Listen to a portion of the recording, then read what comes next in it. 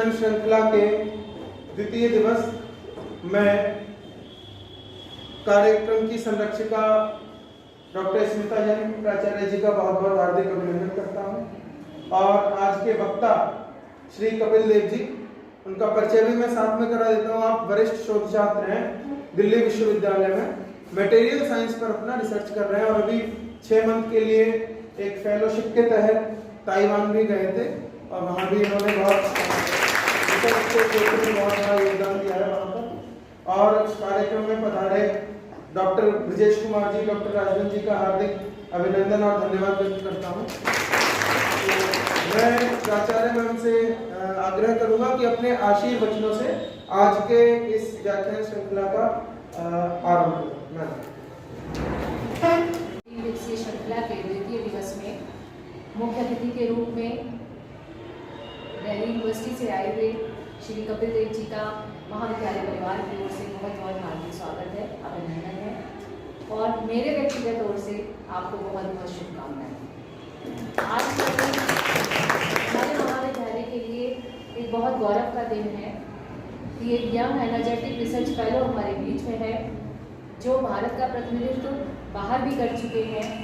मेरा ऐसा पूरी अपेक्षा भी है और विश्वास है कि आज जो भी समय आप हम सबको देंगे, इन बच्चों को देंगे, उसको आप भरपूर उसका सदुपयोग करेंगे। जो भी आपकी क्वेरीज हैं, जो भी आपके मन में कुछ प्रश्न यही पूछने के हो सकते हैं कि सर आप बाहर कैसे गए, या रिसर्च के लिए हमें क्या क्या करना चाहिए, कौन कौन से हमारे एंट्रेंस एग्जाम होते हैं, तो सब्जेक्ट से इतर भी आप लोग आपस में संवाद करिएगा।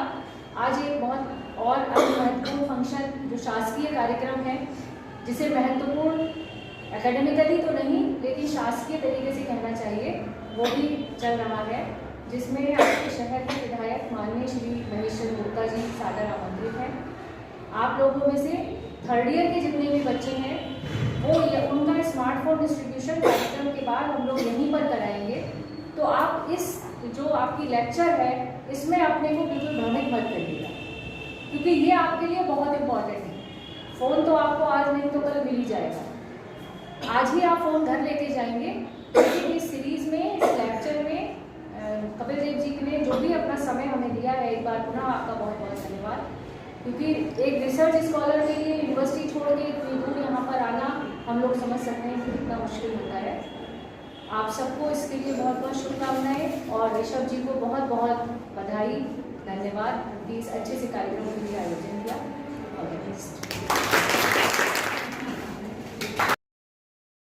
और मैंने आपसे आग्रह किया है कि चूंकि शोध का विषय बहुत ही व्यापक और जटिल विषय है, तो जैसे कि कल भी मैंने बताया था कि उसको बहुत ही बेसिक स्तर पे रख के आज आपको एक्सप्लेन करेंगे और आपको आप छात्राओं के लिए आगे शोध को कैसे परसू करें हम उसके बारे में कुछ जानकारी देंगे और अपने अनुभव आपके साथ साझा करेंगे। बहुत मैं विद्यालय की प्रिंसिपल मैम का बहुत बहुत आभार व्यक्त करूँगा कि उन्होंने मुझे सोच के आमंत्रित किया आप लोगों के बीच अपनी रिसर्च से रिलेटेड जानकारी को साझा करने के लिए। इसके पश्चात में श्रीमान ऋषभ जी का और श्रीमान विजय जी का बहुत आभार व्यक्त करूँगा कि उन्होंने मुझे यहाँ पे आमंत्रित किया और ये सब अरेंजमेंट किया। अब समय को ज़्यादा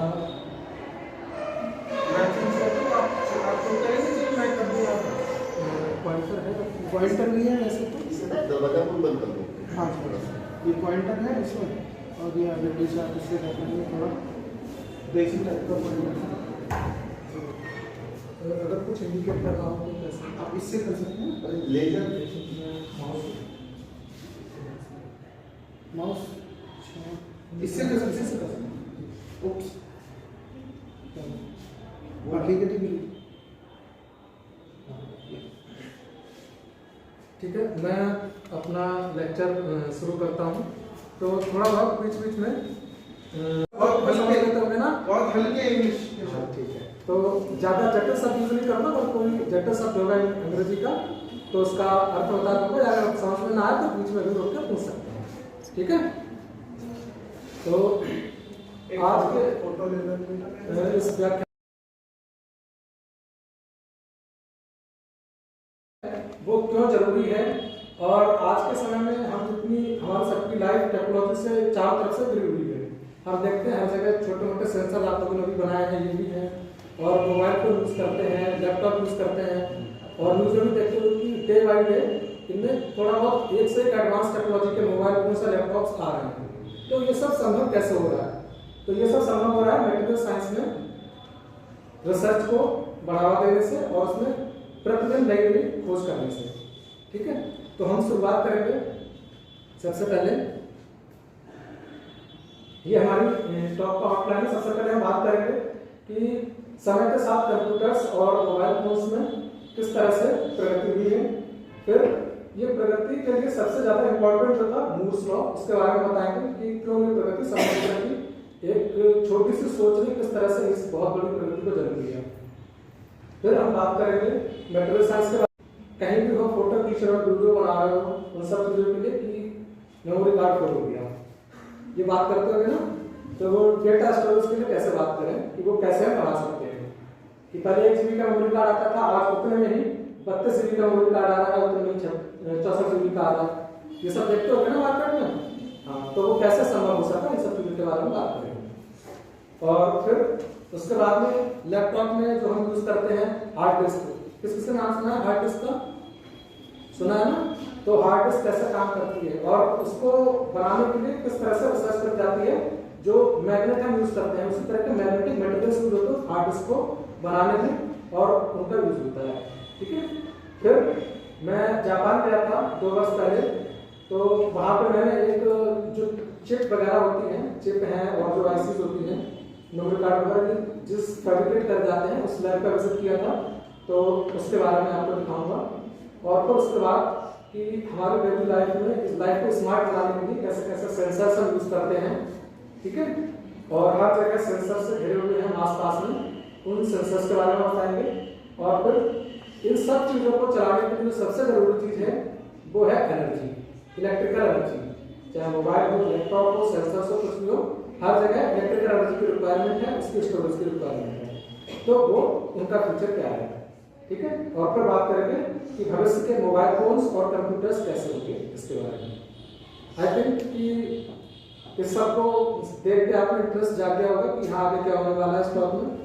ठीक है, आज वैसे भी मोबाइल वितरित किया जाएगा आपको, मोबाइल बड़ी जानकारी है, जान लीजिए कि मोबाइल का इतिहास करता हूँ। ठीक है, तो शुरुआत करते हैं मोबाइल के इतिहास से।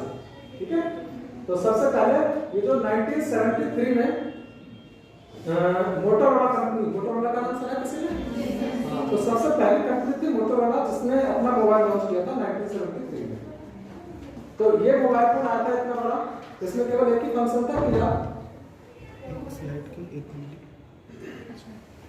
कि इसमें केवल एक ही फंक्शन था कि आप केवल नंबर लगा के बात कर सकते थे। फिर 1993 में थोड़ा डेवलपमेंट हुआ। ठीक है, रिसर्च थोड़ा आगे बढ़ी और ज्यादा से ज्यादा ट्रांजिस्टर्स एक ही चिप में फैब्रिकेट करना आसान हुआ, मतलब आईसी बनना शुरू हो गया। तब उस टाइम ये दूसरा फोन आया जिसे 1G टेक्नोलॉजी बोलते हैं। ठीक है, जिसमें कॉल करने के साथ साथ टेक्स्ट मैसेज करना भी संभव था। फिर 2003 और 2004 के आसपास से मोटोरोला कंपनी ने अपना पहला हैंडसेट लॉन्च किया जिसमें मैसेजिंग, कॉल वगैरह सब हो सकता था और 2G वाली सर्विस स्टार्ट हुई। ठीक है, फिर 2006-07 आते आते टच स्क्रीन वाले मोबाइल फोन मार्केट में आने लगे और टच स्क्रीन वाले मोबाइल फोन मार्केट में आने का सबसे बड़ा श्रेय जाता है एप्पल कंपनी को, क्योंकि एप्पल कंपनी के फाउंडर स्टीव जॉब्स ने ही इस इन्वेंशन को सबसे ज्यादा प्रमोट किया। फिर आज के समय में आप देखते ही हो कि टच स्क्रीन फोन एक बहुत आम बात है। ये बटन वाले फोन गांव में 1-2 जगह देखते होंगे जिन्हें टच स्क्रीन चलाना नहीं आता, बस 2 बटन वाले फोन यूज कर रहे हैं, वरना हर जगह टच स्क्रीन है। अब टच स्क्रीन में भी आज के समय का रेवोल्यूशन आ गया है। किसी ने सोचा नहीं होगा 1973 में कि हाँ टच स्क्रीन वाले फोन आएंगे, और टच स्क्रीन वाले जमाने में 6-7 में हमने नहीं सोचा होगा कि ये जो टच करने वाली स्क्रीन है इसको हम किताब की तरह मोड़ भी सकते हैं। और आज के समय में सैमसंग ने अपने टच स्क्रीन वाले फोल्डेबल फोन भी लॉन्च कर दिए हैं। तो ये जो स्क्रीन है इसमें ट्रांजिशन की मोड कैसे जाती है, कैसे पॉसिबल है, ये सब चीजें आगे इनके बारे में विस्तार से चर्चा करेंगे। चलो, ये तो है मोबाइल फोन की टेक्नोलॉजी किस तरह से आप देखो 1972 से 2023 केवल 50 सालों में इतनी प्रोग्रेस होगी, तो अगले 50 सालों में क्या होगा। ठीक है। इसी तरह से आप, तो ये जो ऊपर का जो डायग्राम वो आपको दिखा रहा है कि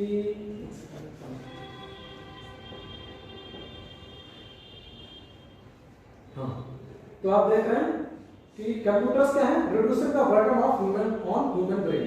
ठीक है, ये बर्डन दिखा रहा है कि ब्रेन पे पहले कितना काम करना पड़ता था कि कोई छोटी सी कैलकुलेशन हो सब कॉपी पर लेके कैलकुलेट करो। उसके बाद कंप्यूटर सा लेकिन स्पीड बहुत कम थी, फिर भी कॉपी पेन का यूज ज्यादा था। और आज का समय में क्या हो गया है कि मैक्सिमम काम हम कंप्यूटर पर बैठ कर सकते हैं। तो कैसे इसकी शुरुआत हुई? सबसे पहले 1947 40 से 50 के बीच में ये कंप्यूटर बनाया गया था। आप देख रहे हो ये एक जेंटलमैन खड़े हैं और ये बहुत बड़ी बड़ी सी वो लगी हुई है, रैक लगी हुई है। तो ये पूरा कंप्यूटर था, एक कमरे के बराबर। ठीक है, और इस कंप्यूटर से एक गणना करने में घंटों और मिनटों का समय लग जाता था। तो ये कंप्यूटर होते थे,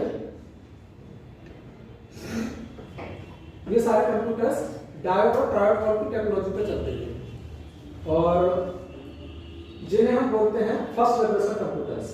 ठीक है, फिर 1947 में ट्रांजिस्टर का आविष्कार हुआ। ट्रांजिस्टर के आविष्कार के बाद इसी कंप्यूटर का साइज कॉम्पैक्ट होकर एक बड़े VCR जितना आ गया, जो बड़ी टीवी होती थी पहले घर में, उतनी बड़ी टीवी के बराबर। ठीक है, इसमें भी गणना करने में बहुत समय लगता था क्योंकि इसमें ट्रांजिस्टर्स को कनेक्ट करके सर्किट बनाया गया था, कम ट्रांजिस्टर्स थे और मेमोरी बहुत कम थी। फिर उसके बाद सेकेंड जनरेशन कंप्यूटर्स आए। सेकेंड जनरेशन कंप्यूटर्स में क्या था, यहाँ पे ट्रांजिस्टर्स को और छोटा करना आसान हो गया था, तो अब हम बहुत सारे ट्रांजिस्टर्स लेके एक छोटी सी आईसी बनाना सीख गए थे। ठीक है, और उस छोटी सी आईसी की वजह से कंप्यूटर का साइज बहुत छोटा हो गया।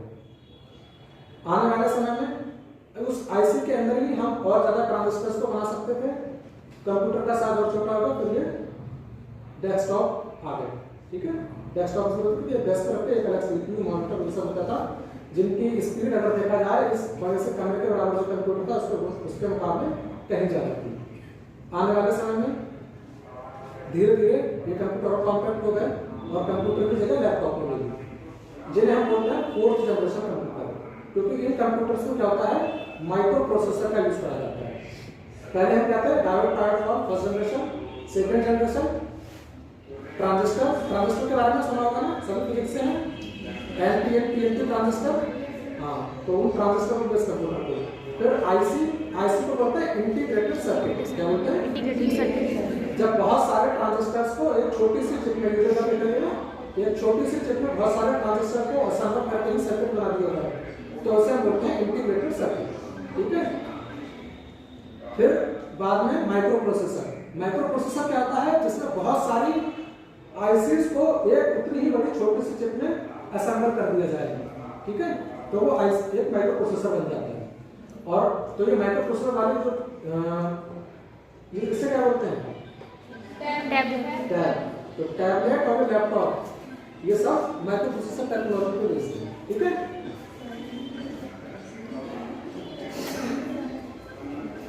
तो ये सब कैसा संभव हुआ, समय के साथ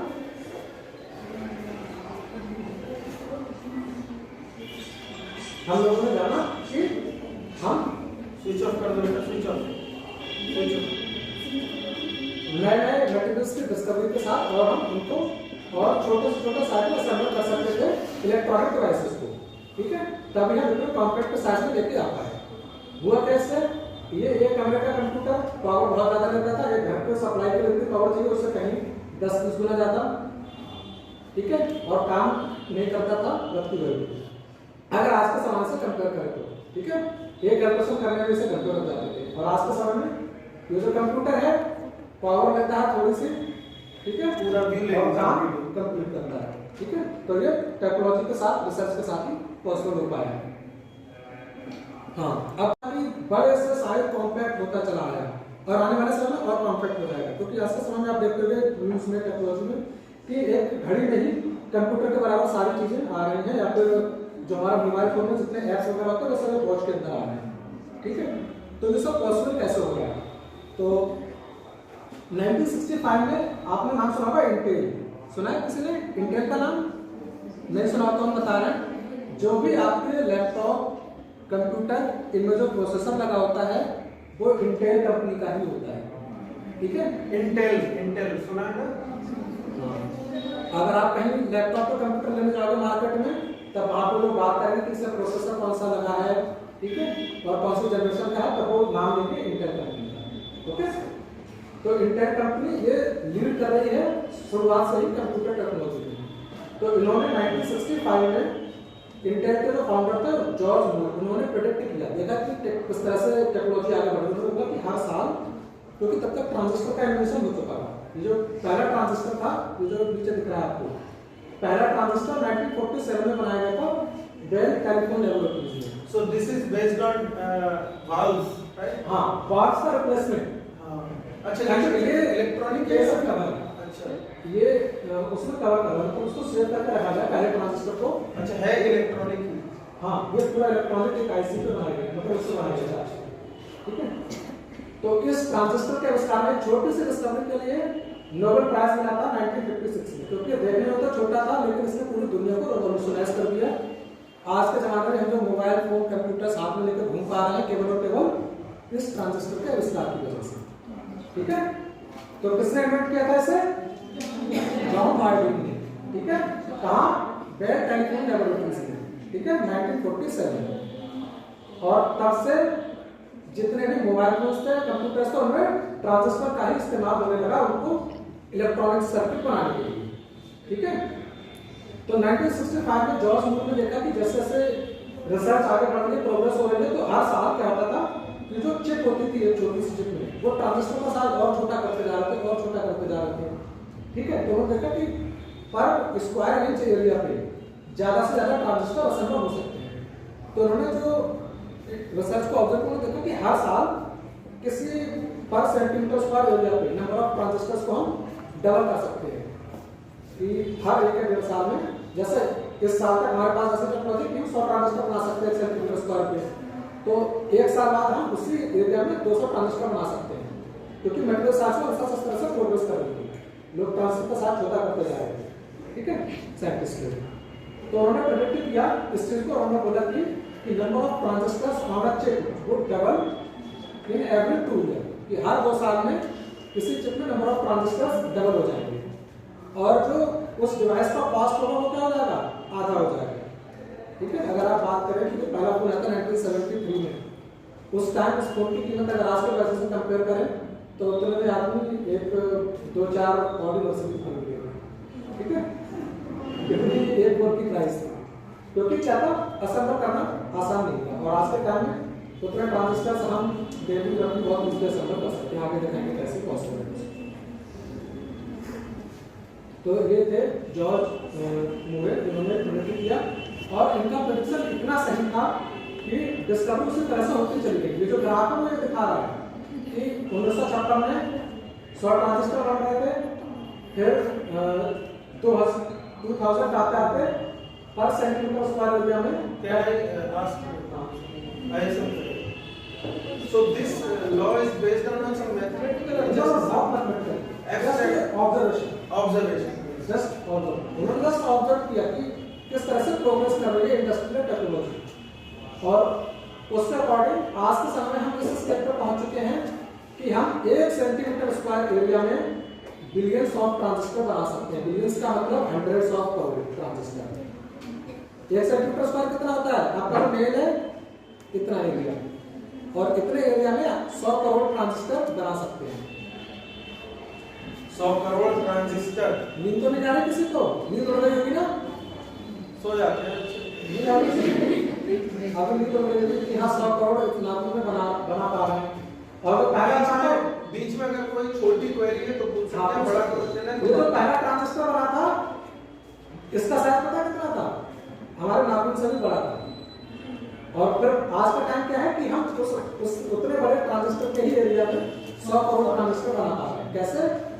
बस मटेरियल्स में रिसर्च करके नए नए मटेरियल खोज के कि मटेरियल का साइज छोटा करके फिर उसकी प्रॉपर्टीज, इलेक्ट्रॉनिक प्रॉपर्टीज को देता है, और ऐसी मशीनें बनाते जो उतने छोटे स्केल पे उनको डिपोजिट करके बना सकते।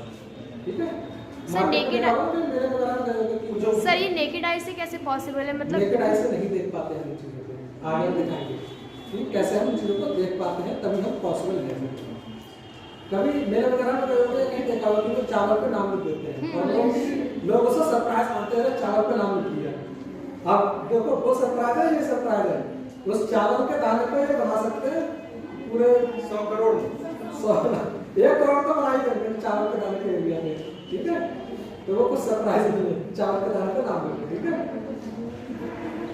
ये चावल के दाने पे ट्रांजिस्टर टेक्नोलॉजी से हम चावल के दाने पे पूरी रामायण पूरी महाभारत लिख सकते हैं, एक चावल के दाने, ठीक है। टेक्नोलॉजी इतना आगे बढ़ गई।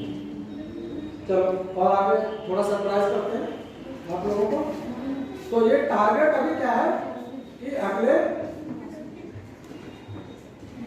सालों में 1 ट्रिलियन 2030 तक हम 1 ट्रिलियन ट्रांजिस्टर बनाएंगे 1 सेंटीमीटर स्क्वायर एरिया पे। इसके प्रोडक्शन का अकॉर्डिंग मूर्स लॉ के अकॉर्डिंग, ठीक है। उन्होंने तो प्रेडिक्शन कहा था कि हर 2 साल में बढ़ता जाएगा, तो 1 ट्रिलियन ट्रांजिस्टर हम बना देंगे। और 1 ट्रिलियन ट्रांजिस्टर बना देंगे तो इसका मतलब पता है क्या होगा कि ये जो कंप्यूटर है ना पूरा, ये हमारे घड़ी के अंदर होगा। अच्छा, ये तो फिर मतलब कब तक, कभी तो सैचुरेशन आएगा या सैचुरेशन लिमिट आ चुकी है कि हम एटॉमिक स्केल तक पहुंचेंगे तब सैचुरेशन एटॉमिक स्केल तक जाते जाते बना सकते हैं। क्योंकि आज के टाइम में सिंगल इलेक्ट्रॉन ट्रांजिस्टर होते हैं ऐसे ही, तो वो यही होते हैं कि एक मतलब 5 या 10 एटम के ही एक ट्रांजिस्टर होता है, 5 या 10 एटम का, 5 या 10 एटम तक का 1 नैनोमीटर से कम, ठीक है। तो उस लिमिट तक हमें पहुंचना है और उसके बाद तो सैचुरेशन आ गया तो वो आगे टेक्नोलॉजिकल डेवलपमेंट करेंगे, एक ट्रांजिस्टर से बहुत सारा काम कैसे करा सकते हैं। तो जो होता है ट्रांजिस्टर बताना ऊपर ये एनटीएफ टीएफटी, ठीक है। और देखने में ये ट्रांजिस्टर होता है, ये जो बड़े सर्किट होते हैं इनमें लगा होता है, ठीक है। थर्ड सेमेस्टर बच्चों प्रैक्टिकल किया था, नहीं किया था, नॉट गेट था। लेकिन जो चिप के अंदर होता है, चिप तो इतनी बड़ी होती है केवल, तो चिप के अंदर ट्रांजिस्टर ऐसा नहीं होता, उसमें फैब्रिकेट कर जाते हैं, फंडामेंटल को आगे बता दिया, ठीक है। चलो तो हाउ वजह से, ठीक है। मटेरियल साइंस क्या है, तो मटेरियल साइंस मतलब पदार्थ विज्ञान। अब पदार्थ हम चारों तरफ मैटर से घिरे पड़े हैं, ठीक है। तो मटेरियल साइंस बहुत ब्रॉड एरिया है, क्या क्या है इसमें, फिजिक्स भी है, केमिस्ट्री भी है, बायोलॉजी भी है, नैनो टेक्नोलॉजी भी है, मैकेनिकल इंजीनियरिंग भी है और इलेक्ट्रिकल इंजीनियरिंग भी है, ठीक है। क्योंकि आप कोई भी चीज़ देखो तो ये सारी चीज़ें हैं। मैकेनिकल इंजीनियरिंग है लेकिन नैनो स्केल पे है, क्योंकि जो छोटा सा एग्जांपल देता हूँ, आप फोन में गेम खेलते हो तो फोन को टिल्ट करते हो ना, वो कैसे पॉसिबल होता है, आप फोन को टेढ़ा करते हो जैसे टेंपल रन खेलते हो, तो वो अपने आप हो जाता है, वैसे हो जाता है, कैसे सेंस करते हो। आप उस गेम को जरा इमेजिन करके देखो, आपके पास ये मोबाइल कवर है, ठीक है। इसमें मैं एक टॉय बनाऊं, एक बॉल के ऊपर टॉय खड़ा कर दूं, तो आप जब इसको ऐसे प्रिंट करोगे तो वो बॉल भी तो इधर उधर घूमेगी और वो टॉय इधर उधर जाएगा, तो वही तो गेम में हो रहा है, कैसे पॉसिबल है। तो इसका मतलब जो अंदर आईसी रहेगी उसके अंदर कुछ मैकेनिकल पार्ट लगा है ऐसा जो इधर उधर घूम रहा है, ठीक है। तो वहाँ पर भी नैनो स्केल पर मैकेनिक्स यूज कर जा रही है, ठीक है, उन चीज़ों को चलाने के लिए, जैसे हम बोलते हैं जायरो सेंसर होता है, ठीक है। आगे बताएंगे कि वो कैसे काम करता है। आगे केमिस्ट्री का क्या यूज है, केमिस्ट्री का यूज है क्योंकि किसी भी नए मटेरियल को सिंथेसाइज करने के लिए केमिस्ट्री बहुत जरूरी है, ठीक है। क्योंकि केमिस्ट्री से ही हम तरह तरह के मॉलिक्यूल्स या नए मटेरियल्स को सिंथेसाइज कर पाते हैं पॉसिबल तरीके से। फिजिक्स तो है ही, क्योंकि फिजिक्स तो जरूरी है, फिजिक्स ही इन सब चीज़ों को आगे बढ़ा रही है, क्योंकि फिजिक्स की वजह से ही हम रिसर्च करने के पॉसिबल कर पाते हैं, स्टडी करके कि हाँ ये भी चीज़ें पॉसिबल हैं भविष्य में, थ्योरेटिकल स्टडी करके या फिर उन मटेरियल्स की प्रॉपर्टीज को स्टडी करके, ठीक है। कौन कौन सी प्रॉपर्टीज, जैसे उनकी thermal properties, optical properties, electronic properties, magnetic properties, mechanical properties, chemical properties, इन सब चीज़ों के बारे में, ठीक है। नैनो टेक्नोलॉजी ये बहुत रिवॉल्यूशनरी चीज है, क्यों, क्योंकि नैनो टेक्नोलॉजी की वजह से ही, फिजिक्स और नैनो टेक्नोलॉजी की वजह से ही ये सब रिसर्च पॉसिबल हो पा रही है। मिनिएचराइजेशन, ये जो मैं बता रहा हूँ कि बड़े से छोटे स्केल पे आना, उसे बोलते हैं मिनिएचराइजेशन, ठीक है। क्या बोलते हैं, मिनिएचराइजेशन, ठीक है। अब हम जब बड़े से छोटे स्केल में जा रहे हैं तो उनको ऑब्जर्व करने के लिए हमें देखना है, क्योंकि अभी उन्होंने पूछा कि नेकेड आई से देख पाते हैं हम, तो हम नेकेड आई से इन चीज़ों को नहीं देख पाते। अब हम देखने के लिए अभी मैं आपको बताएं कि लेंस क्या यूज करते हैं, माइक्रोस्कोप, ऑप्टिकल माइक्रोस्कोप और इलेक्ट्रॉन माइक्रोस्कोप का यूज करते हैं। मेटल की कुछ अदर प्रॉपर्टीज को स्टडी करने के लिए, जैसे उसका स्ट्रक्चर क्या है, उसके लिए एक्सरे डिफ्रैक्शन, स्पेक्ट्रोस्कोपी कि कोई जैसे एलईडी लाइट्स होते हैं उसमें भी क्या होता है, मटेरियल ही होता है छोटा सा, उसका पोटेंशियल लगाते हो, किसी पोटेंशियल को कोई कलर देता है, दूसरे पोटेंशियल को कोई कलर देता है। देखते हो ना, एक ही एलईडी होती है 4-5 कलर देती है, तो जस्ट पोटेंशियल डिफरेंस से भी कलर देते हैं। तो कौन सा कलर कब देगा, उसके लिए स्पेक्ट्रोस्कोपी से पता करते हैं कि कौन सा मटेरियल कौन सा कलर रिजेक्ट करेगा पोटेंशियल अप्लाई करने के। मैकेनिकल टेस्टिंग, कोई मटेरियल हार्ड है या सॉफ्ट है, ठीक है, कितना स्क्रैच हो सकता है कितना नहीं, वो मैकेनिकल टेस्टिंग। ये स्टडी कि किसी टेम्परेचर पर स्कैनर होगा नहीं, उसके लिए होता है एटम प्रोब। ये क्या होता है कि उसकी सरफेस कैसी होती है। अभी हम देख रहे हैं ये टेबल हमें कैसी लग रही है, इतना स्मूथ लग रही है, लेकिन अगर एटम प्रोब से देखेंगे ना तो इस टेबल पे जो देखेगा ऐसा लगेगा कि बहुत सारे पहाड़ बने हुए हैं कितने ऊंचे, क्योंकि वो एटम के लेवल पे उसको प्रोब करके बताइए कि हाँ कितना डिफरेंस है इनकी हाइट में एटम बाई एटम के बीच में, ठीक है। तो ये सारी चीजें हम इतने छोटे स्केल पे देखने के लिए ये टेक्निक्स यूज करते हैं, ठीक है। सो नैनो टेक्नोलॉजी वर्ड ये सबसे पहले यूज करा था एक बहुत फेमस साइंटिस्ट हैं, रिचर्ड फेनमैन, ठीक है। इन्हें बोला जाता है फादर ऑफ नैनो टेक्नोलॉजी, ठीक है, क्योंकि इन्होंने एक छोटा सा स्टेटमेंट किया था, there is plenty of room at the bottom. क्या बोला था, there is plenty of room at the bottom, मतलब कि एक कमरा है और उस कमरे की बॉटम पे भी बहुत सारे कमरे हैं। इसका मतलब हुआ कि मतलब एक मटेरियल हम देख रहे हैं, लेकिन उस मटेरियल के अगर एक छोटे छोटे एटम के कॉम्बिनेशन में भी उस मटेरियल की सारी प्रॉपर्टीज एग्जिस्ट करती हैं, ठीक है। जैसे कमरा, तो उस कमरे के अंदर छोटे छोटे बॉक्सेस रखते हैं, तो वो बॉक्सेस एक तरीके से टॉयज के लिए क्या है, छोटे छोटे कमरे, एक टीटी के छोटा छोटा कमरा है वो, ठीक है। तो उसी तरह से कि जो मटेरियल है अगर वो छोटे स्केल में भी होगा तब भी वो वही प्रॉपर्टीज शो करेगा, ठीक है। बच्चों, रिचर्ड फाइनमैन ने पार्टिकल फिजिक्स में भी बहुत ज्यादा कंट्रीब्यूट किया है। तो जो पार्टिकल फिजिक्स थ्योरेटिकल फिजिसिस्ट हैं, पार्टिकल स्कैटरिंग समझते हैं, एनालिसिस करते हैं, तो सबसे पहले फाइनमैन डायग्राम्स ड्रॉ करते हैं। जैसे मेरा की रिसर्च है उसमें भी इनका बहुत बड़ा योगदान है जो पार्टिकल फिजिक्स में। He is very great physicist boss. इनके वॉल्यूम्स आते हैं फाइनमैन लेक्चर्स, अगर आप बीएससी लेवल में भी आप पढ़ सकते हो और बहुत अच्छे से फिजिक्स को एक्सप्लेन किया। अगर एक बार इनके लेक्चर्स को पढ़ना शुरू कर दोगे तो फिजिक्स में इंटरेस्ट लग जाएगा, इतना अच्छा तरीके से अमेज़न पर और उस पर मिल जाएंगे आपको। तो इन्होंने बोला कि नैनो टेक्नोलॉजी क्या है, नैनो टेक्नोलॉजी नाम से क्या नाम है, नैनो। तो नैनो कहा है कि सुना होगा, वो तो मीटर के साइज की थी, लेकिन यहाँ पे नैनो से मतलब नैनो ही है। 1 नैनोमीटर कितना होता है पता है किसी को, -9 क्या मीटर, ठीक है। -9 मीटर कितना हुआ, इमेजिन कर सकते हो। आपका जो बाल है उसका जो थिकनेस है क्या होती है, आपके हेयर की थिकनेस क्या होती है, माइक्रोमीटर में होती है। किसमें, माइक्रोमीटर। कितना माइक्रोमीटर, अबाउट 4 से 500 माइक्रोमीटर की थिकनेस होती है, ठीक है।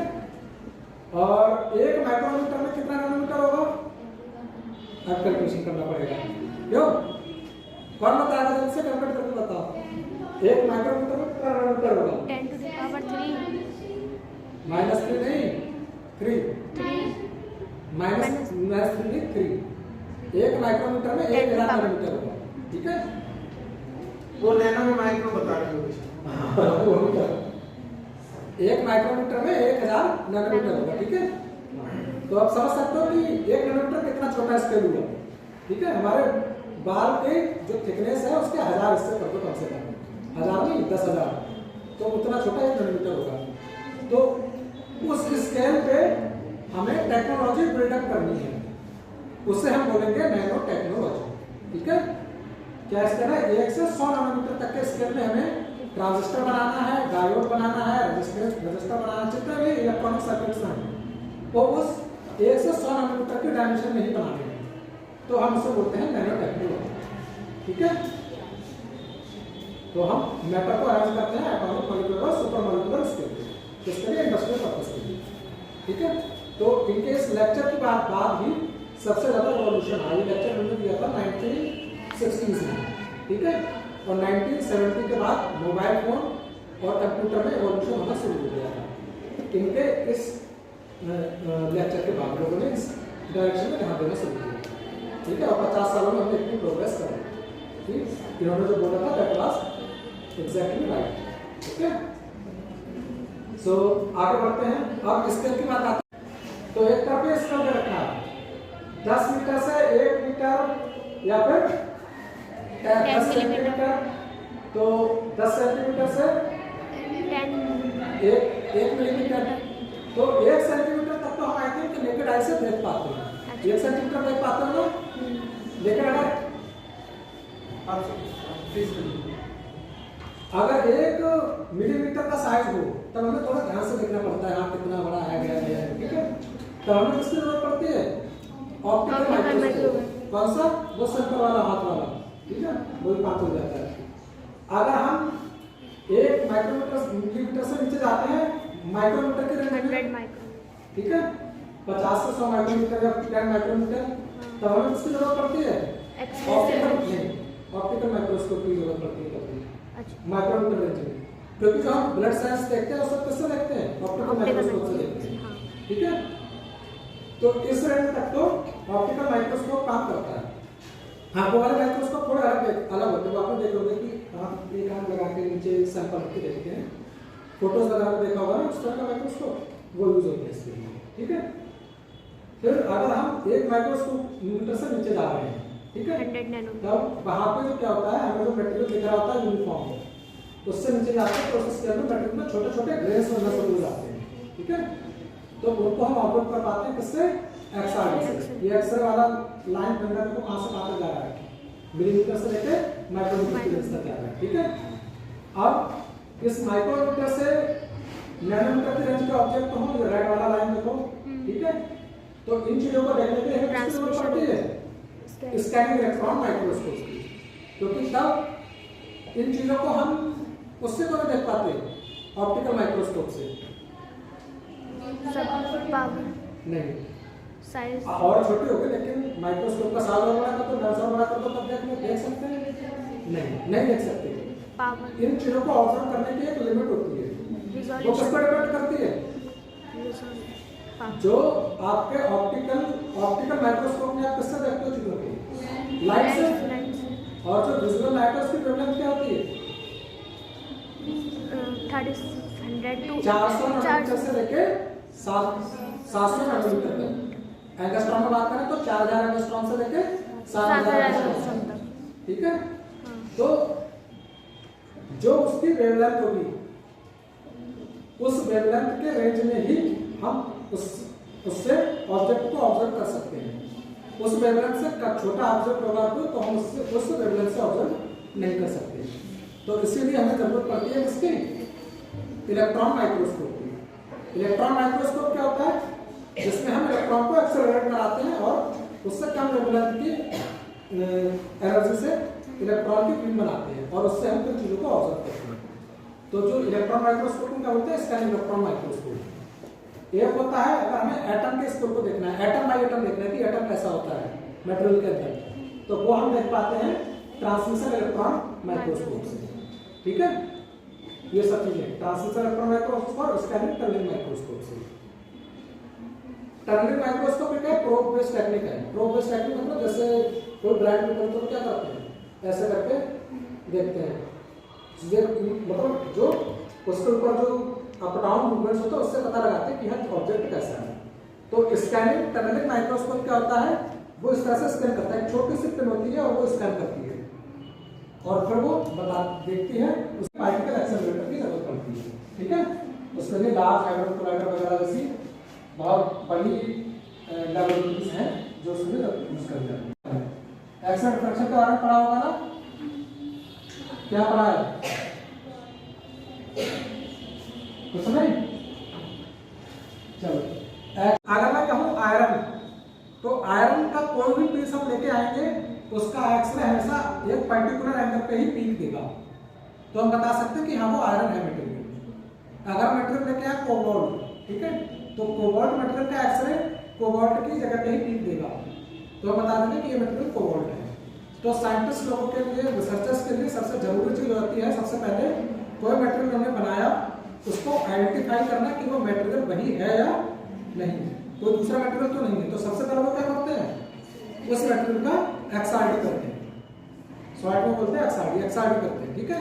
और एक्सआरडी क्या होता है, ये होता है यहाँ पे सैंपल रखते हैं, यहाँ पे एक्सरे सोर्स होता है, एक्सरे आती हैं इस सैंपल से, मटेरियल से हमारे टकराती हैं और इधर एक डिटेक्टर लगा होता है, उससे बाहर आके उधर दोनों लगे तो हैंड इधर उधर पे, ये दोनों हैंड अपने आप ही ऐसे करके घूमते हैं, एक इधर एक इधर ऊपर की तरफ ऐसे। तो एंगल रोटर बताइए, देखो एंगल जा रहा है ऐसे, ठीक है, ये ऊपर जा रहा है, ये ऊपर जा रहा है, तो ये एंगल आ रहा है 2 थीटा। तो ये एंगल वर्सेस ये जो कितनी रेस को डिटेक्ट कर रहा है इसका प्लॉट करते हैं, ठीक है। तो कहीं पे ज्यादा रेस डिटेक्ट होती है वहां पे ये पीक आ जाती है, जहां कहीं पे कम डिटेक्ट होती है वहां पे पीक नहीं आती है, ठीक है। तो इस तरह से किसी मटेरियल का एक्सआरडी आता है हमारे पास, बात आगे समझ में। और एक्सआरडी से हम क्या पता लगा पाते हैं कि वो मटेरियल कौन सा है, ठीक है।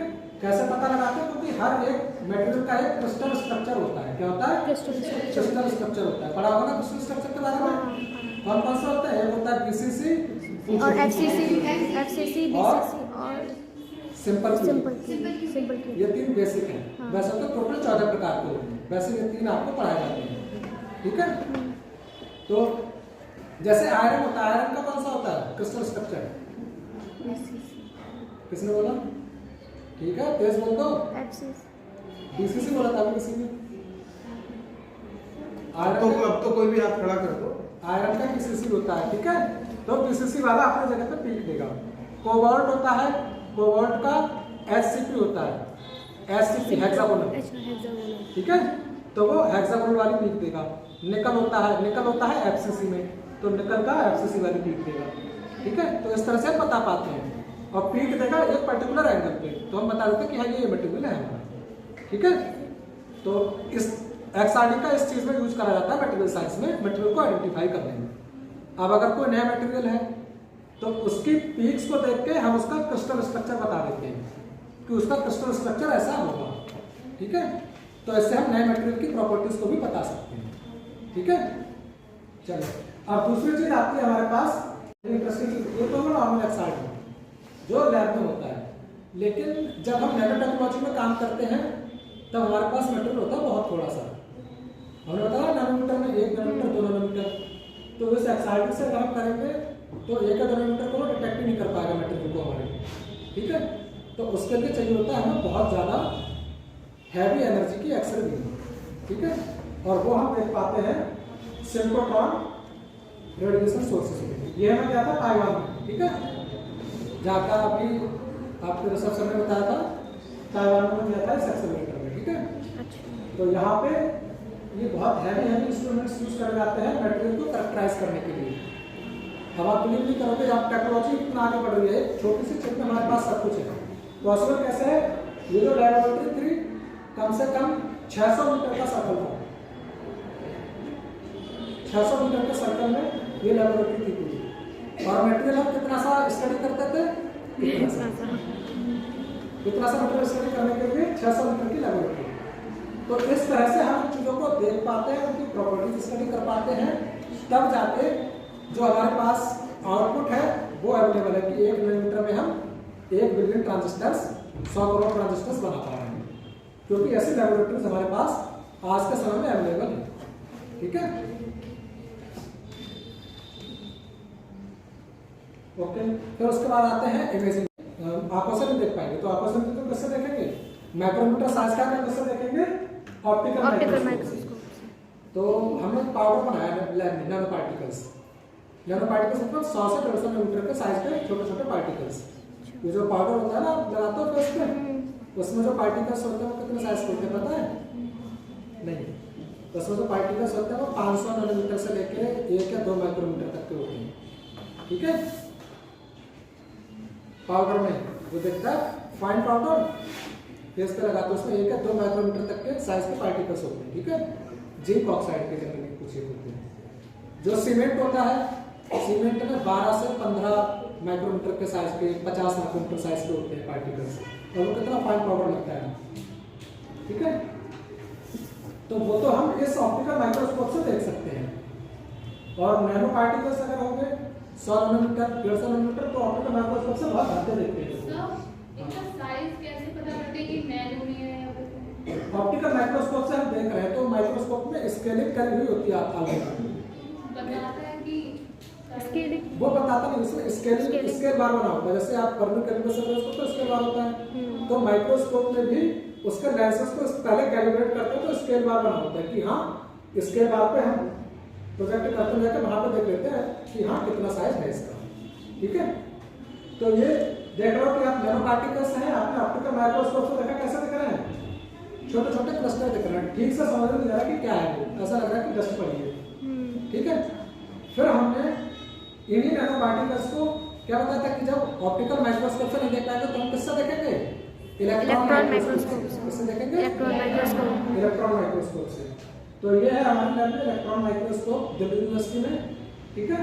ये मशीन है, इसके अंदर ऊपर से इलेक्ट्रॉन की बीम आती है, जैसे ऑप्टिकल माइक्रोस्कोप में यहाँ पे सैंपल रखा होता है, ऊपर से लाइट आती है और लाइट में हम देखते हैं। यहाँ पे इलेक्ट्रॉन की बीम आती है, वो मटेरियल से टकराती है और वो रिफ्लेक्ट होकर फिर वो मटेरियल की हमें इमेज देती है। तो ये जो छोटे छोटे क्लस्टर दिख रहे थे, इन पे हमने फोकस करा तो देखा कि ये छोटे छोटे क्लस्टर क्या है, छोटे छोटे पार्टिकल्स दिख रहा है, छोटे छोटे पार्टिकल्स इलेक्ट्रॉन नॉर्मल। तो ये था स्कैनिंग इलेक्ट्रॉन माइक्रोस्कोप की इमेज है, क्या है, स्कैनिंग इलेक्ट्रॉन माइक्रोस्कोप। फिर इसी में एक और अच्छा इलेक्ट्रॉन माइक्रोस्कोप आता है जिसे हम बोलते हैं field emission scanning electron microscope.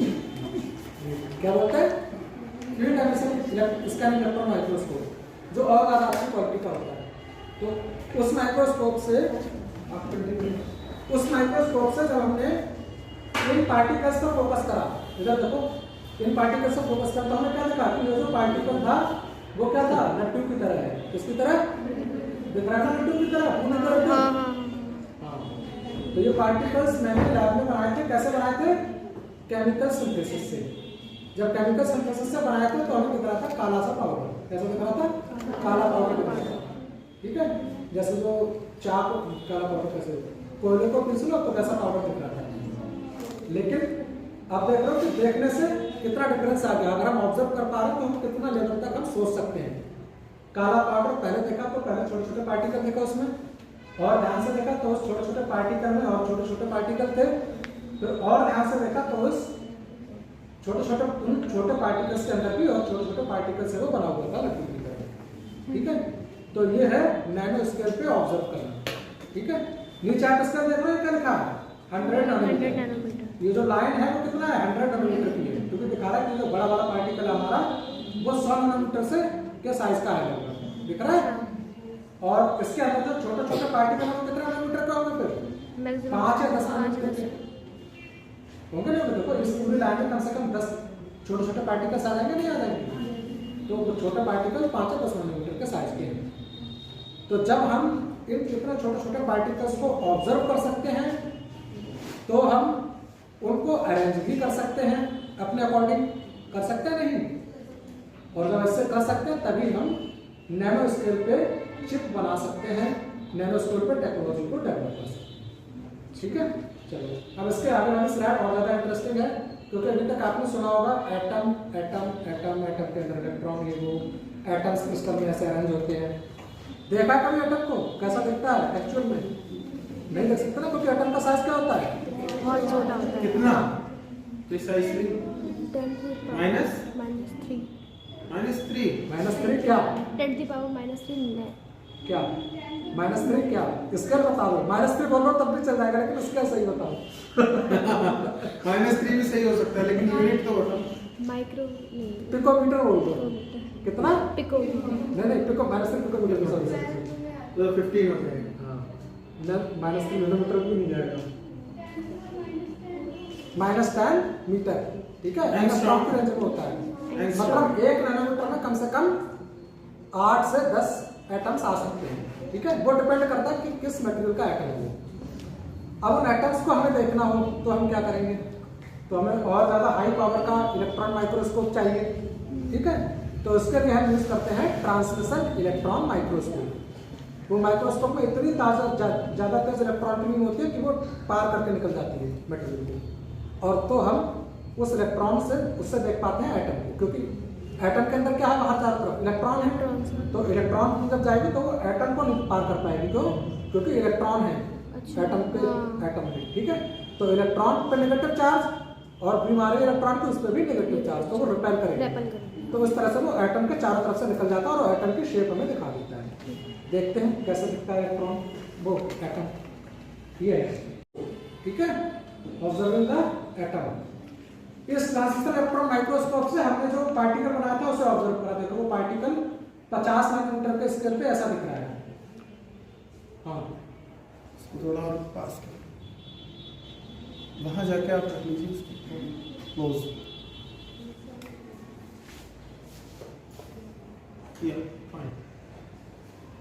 हाँ, तो वो ट्रांजिस्टर इलेक्ट्रॉन माइक्रोस्कोप में जो पार्टिकल था पीछे 100 नैनोमीटर का, वो कैसा दिख रहा है, ऐसा, इस तरह से, ठीक है। अब हमने उस पार्टिकल के छोटे से पोर्शन को और जूम करके देखा तो उसमें हमें क्या दिख रहा है, ये पैटर्न दिख रहे हैं, ये लाइन क्या है, ये देखो नीचे कौन सा स्केल है, 1 नैनोमीटर, और 1 नैनोमीटर में कितनी लाइन आ रही है, 8-10 लाइन है। तो इसका मतलब क्या है, ये लाइंस किसकी है, किसकी लाइन से, जल्दी बताओ कौन है, एटम्स की लाइन है, एटम्स का अरेंजमेंट है,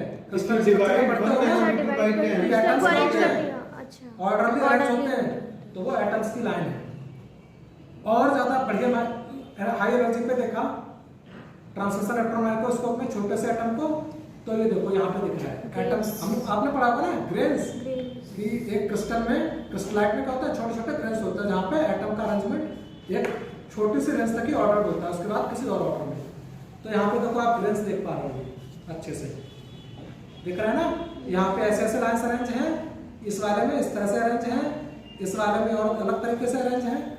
तो ये ट्रांसमिशन इलेक्ट्रॉन माइक्रोस्कोप हमें एटॉमिक स्केल पे, यहाँ पे देखो बिल्कुल क्लियरली देख पा रहे हो, एटम बाय एटम देख पा रहे हो ना।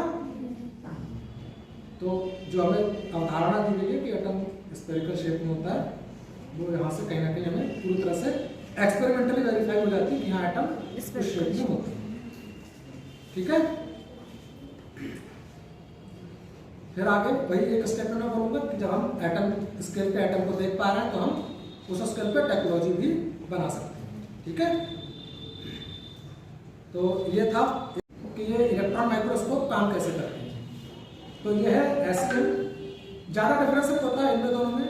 एसईएम में इलेक्ट्रॉन की एनर्जी पर डिपेंड करता है, इलेक्ट्रॉन की एनर्जी इसमें होती है 10 से 20 किलो इलेक्ट्रॉन वोल्ट, ठीक है।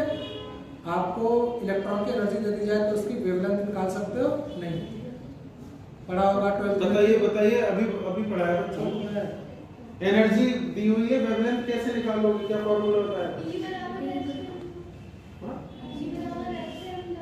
वो नहीं, वो पार्टिकल्स के लिए वो H upon lambda, dimensionally incorrect है बेटा। अगर किसी पार्टिकल की एनर्जी दी है तो उससे उसकी वेवलेंथ निकालना हो, HC अपॉन लैम्डा, ठीक है। और अगर वोल्टेज दी हो जैसे 20 किलो वोल्ट मैंने बोला, ठीक है, केईवी, तो इलेक्ट्रॉन 20,000 वोल्ट की एनर्जी हो गई। तो फॉर्मूला क्या है, 12400 अपॉन लैम्डा बताया था। हाँ, अपॉन लैम्डा 1 2 3 7 5 यूपी बोर्ड में पढ़ते हैं। 1 2 3 4 5 से बस 1 2 3 4 5 7 5 1 2 3 upon 7 under 5 root, upon under root दिया ना 1 2 3 7 5 upon lambda if energy is in lambda electron volt wavelength निकालो तो एंगस्ट्रॉम, वेवलेंथ निकालो, अपॉन में अंडर रूट दिया था वोल्टेज, लैम्डा निकाल रहे हैं ना। अच्छा अपॉन में ओके, ठीक है। तो उस तरह से आप निकाल सकते हो। तो इसकी तो डिफरेंस क्या होता है कि जितनी ज़्यादा इलेक्ट्रॉन की एनर्जी होगी उतना ही छोटे स्केल पे हम ऑब्जर्व कर सकते हैं। इसकी एनर्जी होती है 10 से 20 केवी की, इलेक्ट्रॉन बीम की, इलेक्ट्रॉन बीम आती है। अब इलेक्ट्रॉन बीम में जैसे माइक्रोस्कोप का काम होता है, माइक्रोस्कोप में क्या करते हैं, लाइट को फोकस करके पार्टिकल पे डालते हैं, तभी तो हम ऑब्जर्व कर पाते हैं। जितनी ज़्यादा फोकस्ड बीम होगी हमारी उतना अच्छे से ऑब्जर्व कर पाएंगे। तो यहाँ पे इलेक्ट्रॉन बीम को हमें फोकस करना है। इलेक्ट्रॉन बीम को फोकस करने के लिए ऑप्टिकल लेंसेज नहीं होते हैं, उत्तल अवतल लेंस, बल्कि कैसे होते हैं, इलेक्ट्रोमैग्नेटिक लेंसेज होते हैं। ठीक है, इलेक्ट्रिक और मैग्नेटिक फील्ड लगा के हम इलेक्ट्रॉन बीम को फोकस करते हैं और फोकस करके हम मटेरियल पे डालते हैं। मेटल पे इलेक्ट्रॉन बीम आती है, इधर डिटेक्टर लगे होते हैं, ये सेकेंडरी इलेक्ट्रॉन डिटेक्टर, ये डिटेक्टर डिटेक्ट करके इलेक्ट्रॉन बीम को फिर उसकी इमेज को कंप्यूटर पे जनरेट करते हैं। ठीक है, और उस तरह से हम देख पाते हैं।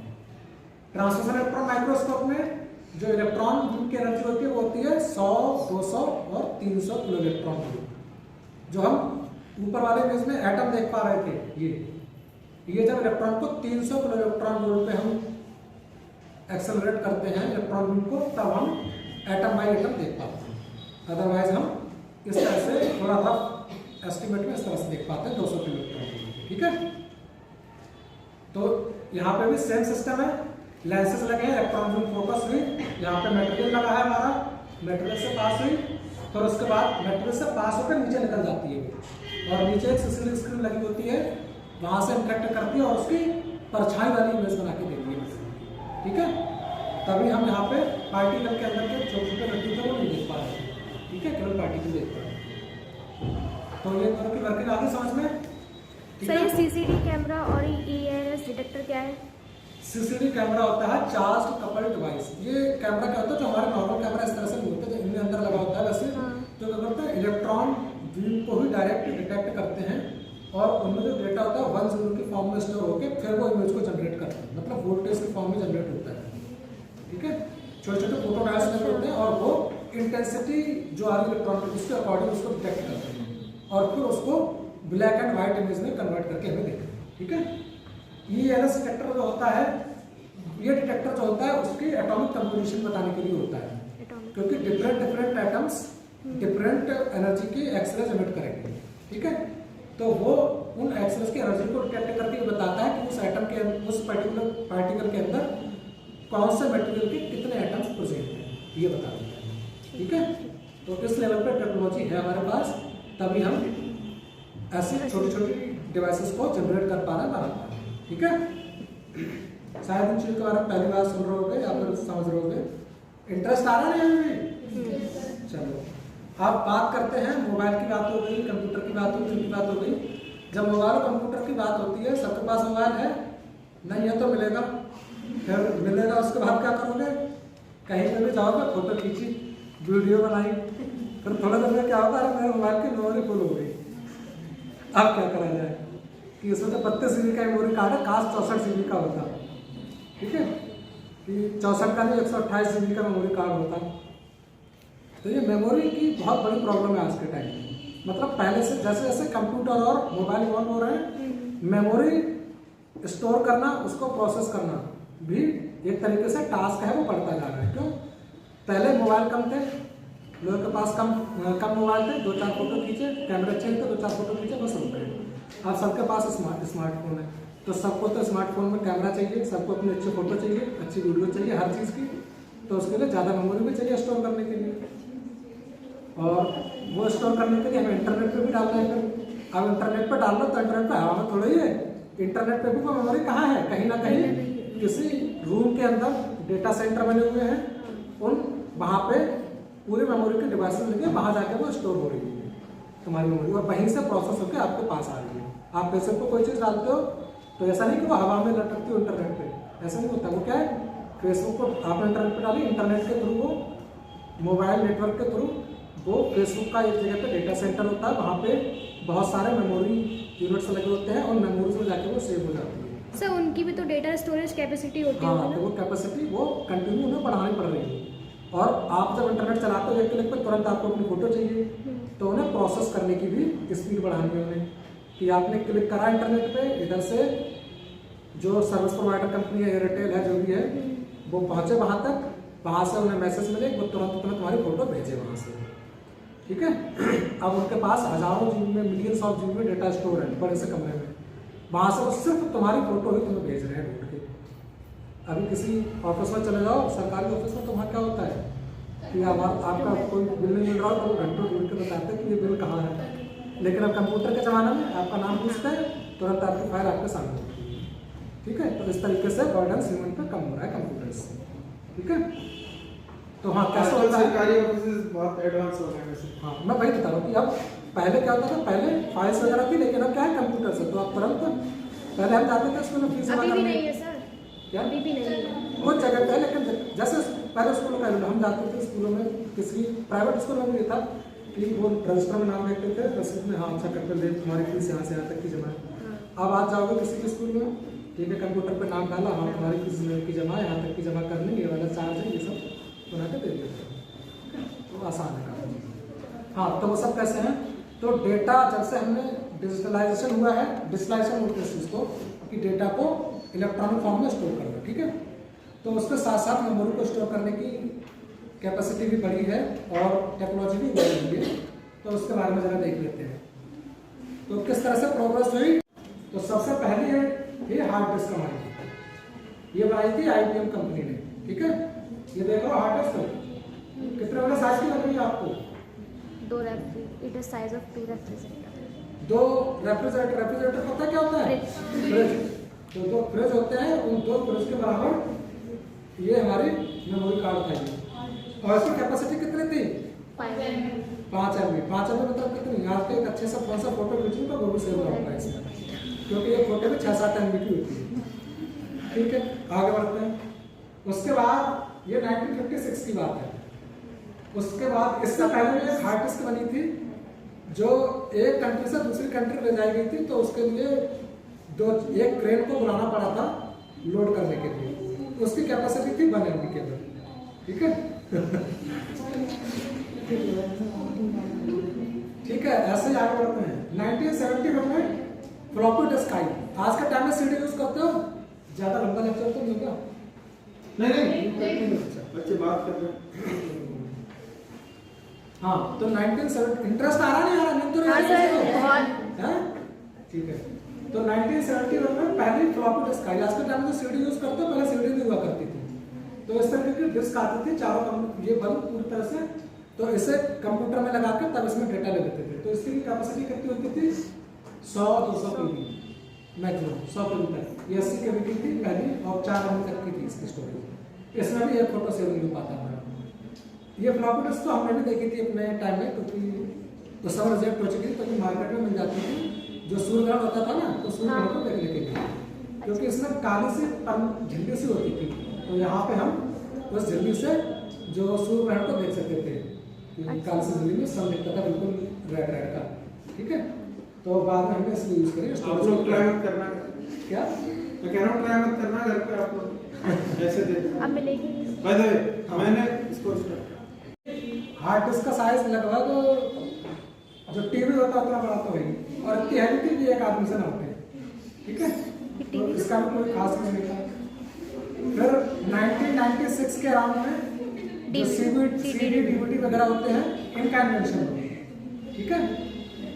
इनमें इनकी कैपेसिटी CD की तो होती थी 700-800 MB, और जो DVD होती थी उसकी कितनी थी, 4.7 GB। आजकल इतनी कैपेसिटी में DVD आती है, ठीक है। गीगाबाइट। तो ये एक रिवॉल्यूशनरी चीज थी, इससे डेटा को प्रोसेस करना, लाना ले जाना थोड़ा आसान मेगाबाइट से गीगाबाइट। एक जगह से दूसरी जगह। और ये था कि इसमें पहले इतने बड़े में फोटो नहीं आता था, इसमें कम से कम 10-20 फोटो आ जाते थे, पूरी शादी की एल्बम आ जाती है, हाँ। ठीक है। आप सबके मम्मी पापा की शादी के एल्बम CD DVD नहीं होगी, ठीक है। उसके बाद 20th सेंचुरी में 2001 में 21st सेंचुरी में 2001 में पहली जो हम कहते हैं पेन ड्राइव, जो कहते हैं पेन ड्राइव, वो पेन ड्राइव मार्केट में आ गई, ठीक है। तो उस समय इस पेन ड्राइव की कैपेसिटी कम थी, 8 से 10 MB थी, लेकिन आज के टाइम में ये पेन ड्राइव भी 1 TB तक अवेलेबल है, ठीक है।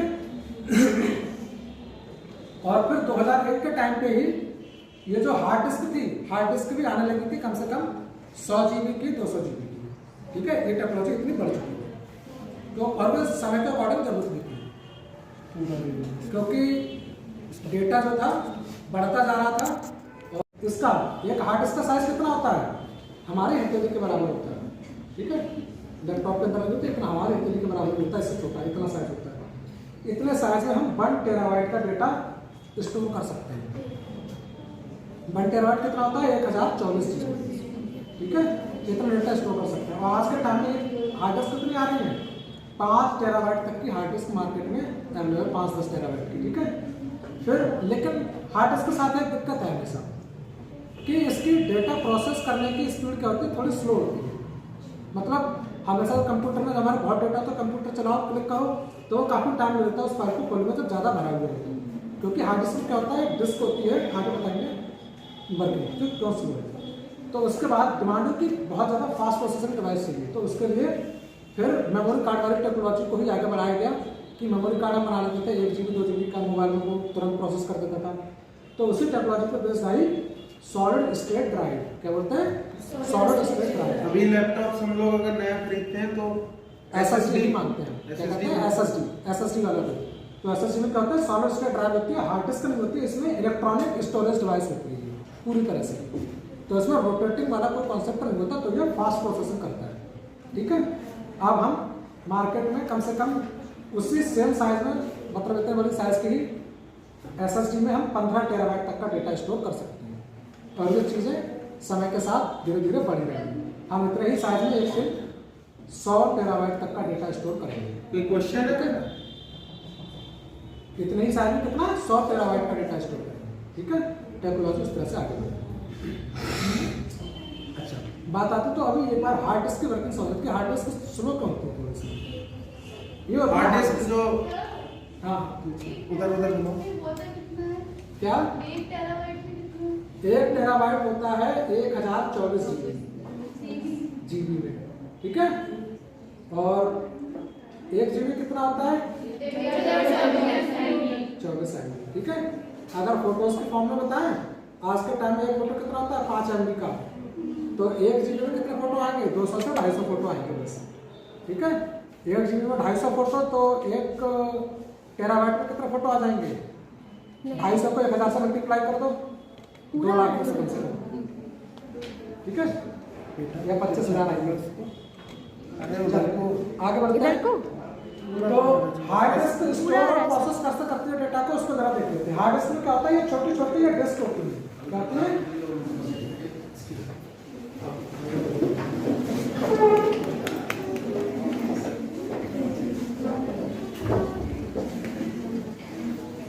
बच्चों स्वागत है एक बार।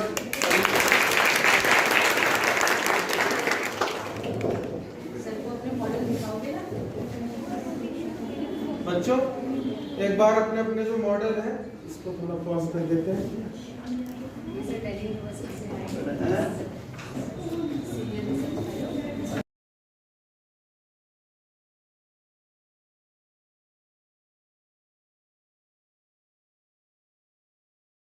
इसमें कभी अंदर स्विच कर जाएगा, कभी बाहर की, जहाँ पे उसकी लोकेशन है।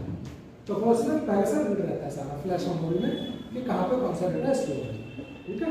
तो इस तरीके से हार्ड डिस्क हमारा डेटा हमारे लिए देती है। कुछ हार्ड डिस्क 70 to 100% की भी बनाई गई है, लेकिन वो उनकी भी लिमिट है कि वो उससे ज़्यादा स्पीड से आप उनसे रोटेट नहीं कर सकते, ठीक है। तो इसी के लिए इसमें एक डेटा की लिमिट रहती है कि प्रोसेस करने की, कि एक बहुत ज़्यादा हाई स्पीड से डेटा को प्रोसेस नहीं कर सकती, ठीक है। तो इसके लिए दूसरा सोल्यूशन खोजा जाता है, वो कहता है हमारा solid state drive. Solid state drive में क्या होता है, इलेक्ट्रॉनिक फॉर्म में डेटा को स्टोर करा जाता है, ठीक है। ट्रांजिस्टर्स के अंदर शिफ्ट ट्रांजिस्टर्स होते हैं, उनके अंदर स्टोर करा जाता है।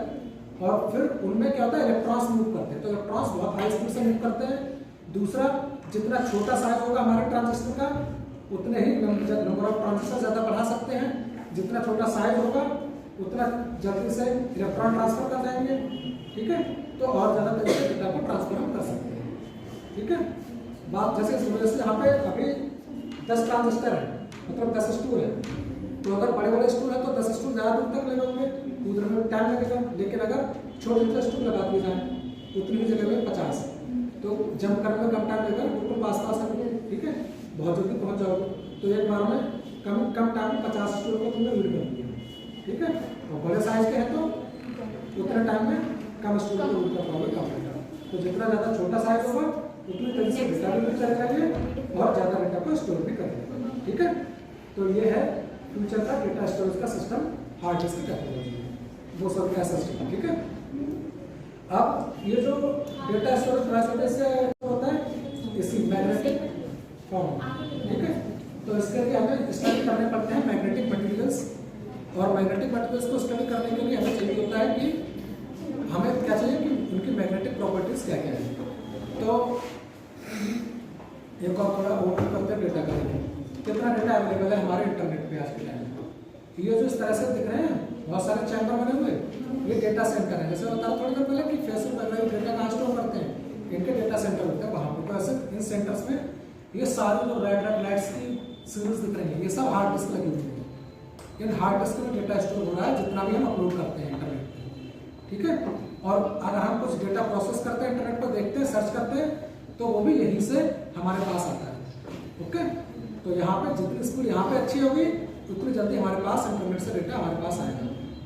दो चीज़ें, एक यहाँ पे स्पीड अच्छी हो, दूसरा हमारे इंटरनेट की भी स्पीड अच्छी, ठीक है। तो डेटा कितना स्टोर है पूरा इंटरनेट पे, 175 जेटाबाइट आज के टाइम में, 10 की घात 12 जी, ठीक है। इतना डेटा, अगर कितना डेटा, इसको हम एक एस्टिमेट देते हैं, इतना डेटा अगर हम स्टोर करें डीवीडी में, ठीक है, तो ये डीवीडी एक के ऊपर एक रखें तो ये क्या कर लेंगे, हमारी पूरी अर्थ को 222 टाइम्स चक्कर लगा लेंगे, ठीक है। डीवीडी का इतना बड़ा स्टॉक, मतलब ये पूरा एक शहर डीवीडी से भर जाएगा इतनी डीवीडी हो जाएगी, ठीक है। इतना डेटा स्टोर है, लेकिन क्या है, टेक्नोलॉजी की वजह से हम इस डेटा को एक छोटे से डेटा सेंटर में स्टोर कर सकते हैं, ठीक है। तो ये फ्यूचर की डिमांड है कि इतना डेटा है, हमें एक छोटी सी फाइल सर्च करनी है अपना फोटो इंटरनेट पे, ठीक है। तो प्रोसेस स्पीड अच्छी होनी चाहिए, एल्गोरिथम अच्छी होनी चाहिए, तो हम प्रोसेस कर सकते हैं। तो सोल्यूशन हमारा, तो इन चीज़ों के लिए सोल्यूशन क्या है कि हमें ऐसा मटेरियल चाहिए जो कम छोटे से छोटे साइज में ही डेटा स्टोर कर सके और बहुत देर से प्रोसेस कर सके। एसएसडी की प्रॉब्लम क्या है, कि डेटा स्टोर्स में एसएसडी यूज नहीं करते, solid state drive. Solid state drive computer में यूज करते हैं, डेटा सेंटर में नहीं। रीजन क्या हो सकता है बताओ? क्योंकि सॉलिड स्टेट ड्राइव जो होती है उसमें जो डेटा स्टोर की अगर वो खराब हो गई तो वो डेटा आप नहीं दोबारा से गेन कर सकते। लेकिन आपकी जो हार्ड डिस्क होती है ये खराब हो जाए, इसमें से डेटा को दोबारा में सेव है मैग्नेटिक एनर्जी की फॉर्म में, magnetic up down movement service, ठीक है। उस फॉर्मेट से तो इसे रिस्टोर कर सकते हैं, लेकिन उसमें आईसीज है, अगर ये टूट भी जाएगी ना तब भी इसमें से डेटा को स्टोर कर सकते हैं, लेकिन ऐसा नहीं। तो इसीलिए जो डेटा सेंटर्स हैं इनमें डेटा को उन्हें हमेशा के लिए सेव रखना है, अगर खराब हो जाए तब भी उन्हें डेटा रिकवर करना है। तो ऐसी जगहों पर ये डेटा हमेशा हार्ड डिस्क में ही सेव रखा जाता है। तो अभी फ्यूचर में हमारी बात चल रही है कि हम हार्ड डिस्क की ही स्पीड को बढ़ाएं और उसमें ज़्यादा से ज़्यादा डेटा को स्टोर करने की कैपेसिटी बढ़ाएं। वो कैसे पॉसिबल होगा कि हम ऐसे नए नए मैग्नेटिक मटेरियल्स खोजें और उन पे उनकी हार्ड डिस्क बना सकें। तो मैग्नेटिक मटेरियल्स की कैरेक्टराइजेशन के लिए क्या यूज करते हैं? एक होता है VSM, vibrating sample magnetic material. नहीं पढ़ा बिल्कुल भी? फेरोमैग्नेटिक मटेरियल्स नहीं पढ़े? हिस्टैरिसीस नहीं पढ़ा? ये इस तरह का जो लूप आता है हिस्टैरिसीस लूप पढ़ा होगा ना? क्या होते हैं हिस्टैरिसीस को? शैथिल्य हानि, शैथिल्य हानि, ठीक है। हाँ, चुंबकशीलता हिंदी में पढ़ा है ना? परमेबिलिटी, निर्वात की चुंबकशीलता, ठीक है। तो वो सारी चीजें, तो मैग्नेटिक मटेरियल को कैरेक्टराइज करने के लिए हम ये इलेक्ट्रोमैग्नेट यूज करते हैं। ये हमारी वहाँ पे इलेक्ट्रोमैग्नेट है, इसके बीच में छोटा सा सैंपल लगा देते हैं और फिर उसको वाइब्रेट करा के हम मेजरमेंट लेते हैं कि उसमें कितना मैग्नेटाइजेशन है। तो आपको पता होगा मैग्नेटाइजेशन कैसे मेजर कर सकते हैं। मैग्नेटाइजेशन को हम कन्वर्ट कर सकते हैं किसमें? EMF में। फैराडे लॉ पढ़ा है ना? क्या होता है जब किसी मैग्नेटिक मटेरियल के अराउंड, कॉइल के अराउंड मैग्नेटिक फ्लक्स चेंज होता है तो क्या होता है? एक इलेक्ट्रोमैग्नेटिक सेमेस्टर बताया था मैक्सवेल्स इक्वेशन पढ़ाई थी। क्या जब किसी कॉइल के अराउंड मैग्नेटिक फ्लक्स चेंज होता है तो क्या जनरेट होता है? इलेक्ट्रोमैग्नेटिक फोर्स, इलेक्ट्रोमैग्नेटिक फोर्स, ठीक है। EMF, ठीक है। तो जितना ज्यादा फ्लक्स चेंज होगा उतना ज्यादा EMF जनरेट होगा। तो फ्लक्स कब ज्यादा जनरेट होगा? जब हमारा मैग्नेटिक मटेरियल ज्यादा मैग्नेटिक होगा, तब ज्यादा फ्लक्स जनरेट होगा। तो इस प्रिंसिपल पे ये मशीन काम करती है। तो इससे ये हमें किसी मटेरियल की मैग्नेटिक प्रॉपर्टीज बताती है और किसी मैग्नेटिक मटेरियल का हिस्टैरिसीस किसकी तरह होता है, जैसे एक्साइटिंग होता है उस मटेरियल के क्रिस्टल स्ट्रक्चर को बताने के लिए, उसी तरह से मैग्नेटिज्म में मैग्नेटिक मटेरियल का हिस्टैरिसीस उस मटेरियल का फिंगरप्रिंट होता है, उसका हिस्टैरिसीस बताता है कि इस मटेरियल की क्या क्या प्रॉपर्टीज हैं। ठीक है, तो ये हिस्टैरिसीस हमें मिलता है मटेरियल का, तो हम उसका मैग्नेटाइजेशन है, उसकी कोर्सिविटी है, उसकी आइसोट्रॉपी है और परमेबिलिटी, ये सब चीजें बता देते हैं। इन सब चीजों की जरूरत होती है हमें ऐसा मटेरियल डिजाइन करने में जो हमारी हार्ड डिस्क की स्टोरेज कैपेसिटी को बढ़ा सके और इम्प्रूव कर सके उसकी प्रोसेस स्पीड को।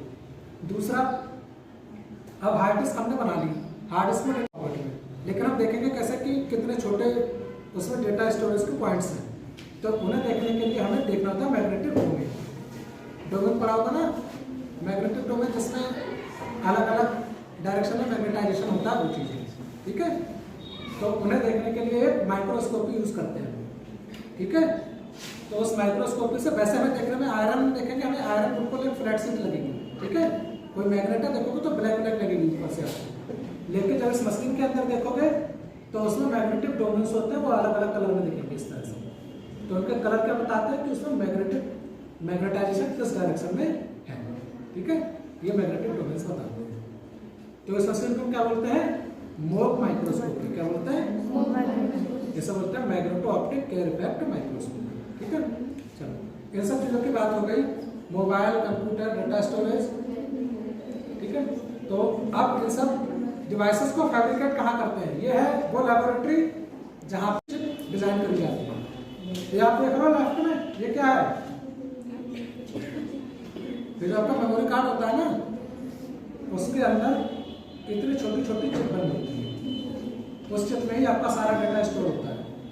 मेमोरी कार्ड वो गोल्डन कलर का। अब आप देखो, ये एक हथेली में ये गोल से छल्ला है, ये गोल से छल्ला क्या है, सिलिकॉन है, सिलिकॉन वेफर। सिलिकॉन वेफर के ऊपर उन्होंने इतने सारे मेमोरी कार्ड एक बार में बना दिए। ठीक है, इतने लार्ज स्केल पे प्रोडक्शन होता है। ये मशीनें हैं, इन मशीनों से क्या करा जाता है, उन पे सर्किट डिजाइन करा जाता है पूरा मेमोरी कार्ड का, फिर डिपोजिशन करा जाता है। ये जो मशीन है, ये मशीन डिपोजिशन करती है, उसमें सर्किट डिजाइन करती है अंदर। ठीक है, और फिर इन मशीनों से डिपोजिशन करते हैं, इस मशीन में इनको रख के फिर हीट करके उसको स्टेबिलिटी चेक करते हैं। ठीक है, एक ये और मशीन है, इससे 2-3 बार प्रोसेस करा जाता है कि कोई इम्प्योरिटी वगैरह तो ना रह जाए। ठीक है, और यहाँ पे काम चलता है नैनोमीटर स्केल में। किस स्केल में, नैनोमीटर। और हमारे बाल का साइज, ये डस्ट पार्टिकल भी क्या होता है, माइक्रोमीटर में होता है। अगर यहाँ पे इस रूम के अंदर छोटा सा भी डस्ट पार्टिकल आ गया, ठीक है, आपने छींक भी दिया प्रोसेस के टाइम पे, समझ लो ये पूरा जितनी ये चिप बन रही है ना, ये सारी चिप बर्बाद हो जाएगी। तो इसलिए ये रूम नॉर्मल रूम नहीं होते हैं। इस रूम को एक दिन का चलाने का खर्चा अगर हम इंडियन करेंसी में कन्वर्ट करें तो एक दिन का चलाने का खर्चा कम से कम, इतना बड़ा रूम होगा उसका खर्चा कम से कम 1 लाख रुपए आएगा, 1 या 2 लाख एक दिन का। क्यों? क्योंकि हमें इस रूम की सारी डस्ट बाहर निकालने के लिए वैक्यूम बनाना पड़ता है और फिर अंदर एटमॉस्फेयर बनाने के लिए अलग से ऑक्सीजन सप्लाई करी जाती है, डस्ट प्रूफ। ठीक है, अलग से मॉइस्चर सप्लाई करा जाता है। इन्हें बोलते हैं class 100, class 1000 room. Class 100 room का मतलब होता है कि 1 मीटर क्यूब वॉल्यूम में केवल 100 ही पार्टिकल होंगे डस्ट के, इससे ज्यादा नहीं हो सकते।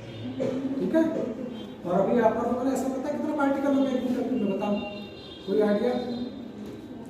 मिलियंस 10 टू मतलब 1 करोड़ से ज्यादा, 1 करोड़ 10 करोड़ मतलब उससे भी ज्यादा पार्टिकल्स प्रेजेंट होंगे।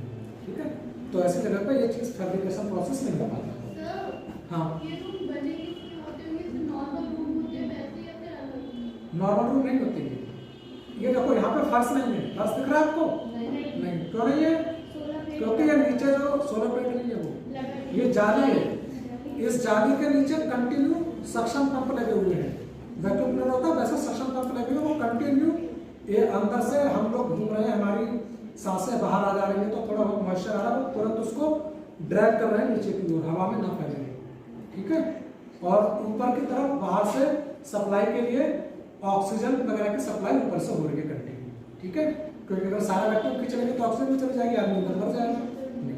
और हम जो भी लोग एंटर कर रहे हैं, आपने देखा होगा सबके मास्क लगे हुए हैं, जबकि कोरोना नहीं था उस टाइम पे। सबने एक ड्रेस पहनी है, ये ड्रेस एक ही बार पहनी जाती है, एक बार पहन के बाहर आ गए, उसके बाद ये रिसाइकल होकर दोबारा से आती है। Are you in this photo?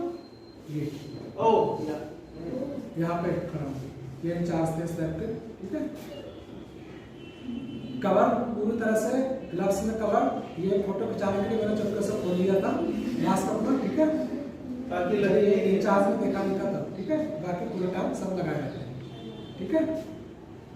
अभी इन्होंने विजिट कराया था हमें, तो थोड़ी सी छूट थी, अदरवाइज सब काम होता है। तो ये आप लोगों का जो पोर्शन दिख रहा है ना, ये भी नहीं दिखता, टाइट वाले गॉगल्स लगे होते हैं, पूरी तरह से क्लोज, ठीक है। तो you are completely full tight, no dust. इसमें जब जाते हो अंदर तो आपको एयर बाथ दिया जाता है। अभी तक तो पानी का स्नान किया होगा ना, हवा से स्नान कराया जाता है। एक चैम्बर होता है, उस चैम्बर में आपको खड़ा कर देंगे, उसमें एक रोटेटर टेबल होती है, आप अपने चारों तरफ घूम जाएंगे और चारों तरफ से इतनी तेजी से एयर आती है, प्रेशर होती है कि आप रिस्टेबल नहीं हो पाओगे। तो वो पूरी तरह से आपके चारों तरफ डस्ट वगैरह सब कर देती है और फिर आपको बिल्कुल फ्रेश अंदर मिल जाएगा, ठीक है। तो इस तरह से इतने नैनो स्केल पे बस ये चिप वगैरह बनाई जाती है, ठीक है। आपको जापानीज आती है? क्या जापानीज भी बोलते हैं वहाँ सब? समझ नहीं आया? जैपनीज आपको आती है Language। नहीं, हमें नहीं आती। नमस्ते से नमस्ते if you know। फिर आपने कैसे बात की होगी उनके पहले बात तो हमें बस इतना सीखा था, जैसे क्या? आपको बाहर विदेशी आता है तो उनका सीखता है नमस्ते, ठीक है। तो वहाँ पे जापानीज वगैरह अरिगातो बोलते हैं, अरिगातो गोजाइमास। हाँ, इंग्लिश। विदेश में आप कहीं भी रिसर्च के लिए जाओगे, इंग्लिश इज यूनिवर्सल लैंग्वेज, ठीक है। सारे रिसर्च आर्टिकल्स इंग्लिश में आते हैं, ठीक है, इंग्लिश में ही कम्युनिकेट करते हैं। और आप ये बस सोचना है यहाँ पे कि हमारी इंग्लिश बेकार है तो हम विदेश में जाकर पढ़ाई नहीं कर सकते, रिसर्च नहीं कर सकते। विदेशियों में जैसे जापानीज हैं, चाइनीज हैं, इन लोगों की इंग्लिश हमसे भी ज़्यादा बोलती है, ठीक है।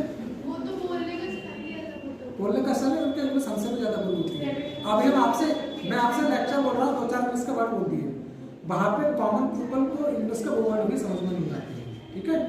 तो आप अपने आप में बहुत अच्छे हो इंग्लिश के मामले में, ठीक है। थोड़ी बहुत इंग्लिश आपको आती है तो मुझसे ज़्यादा अच्छा है।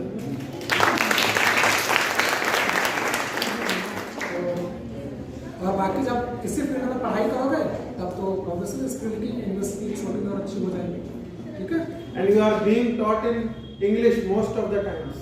आप रिसर्च सर के सामने में पढ़ रहे हो तो ये तो बहुत अच्छे से आपको इंग्लिश हिंदी दोनों में मिक्स पढ़ाते हैं, क्योंकि इनकी इंग्लिश इतनी अच्छी है उतनी अच्छी हिंदी भी है, तो दोनों भाषाओं में पूरा सामंजस्य बैठा के आपको पढ़ाते होंगे, ठीक है।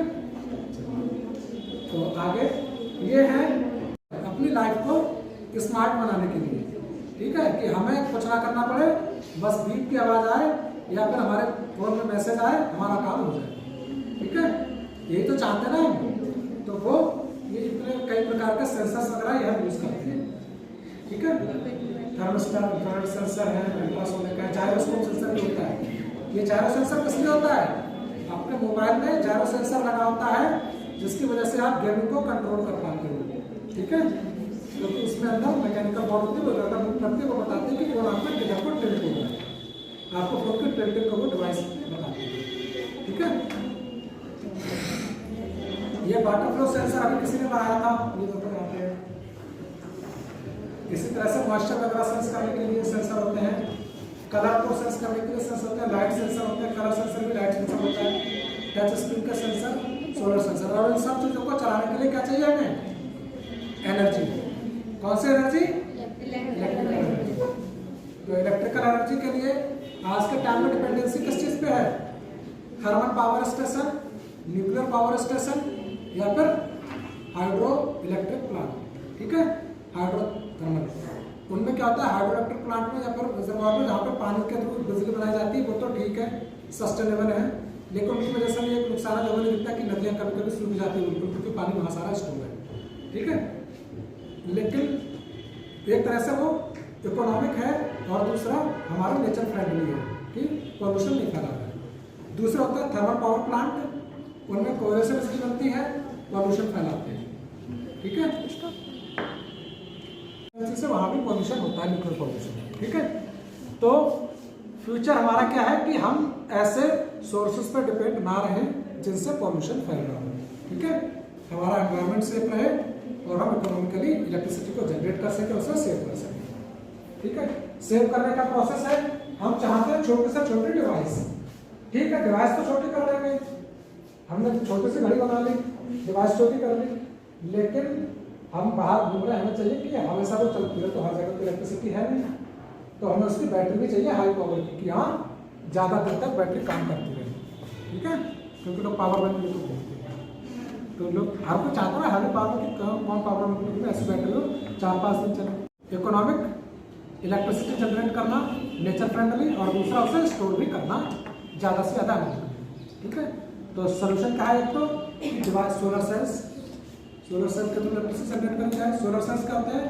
ये बनाए जाते हैं किससे? मटेरियल से।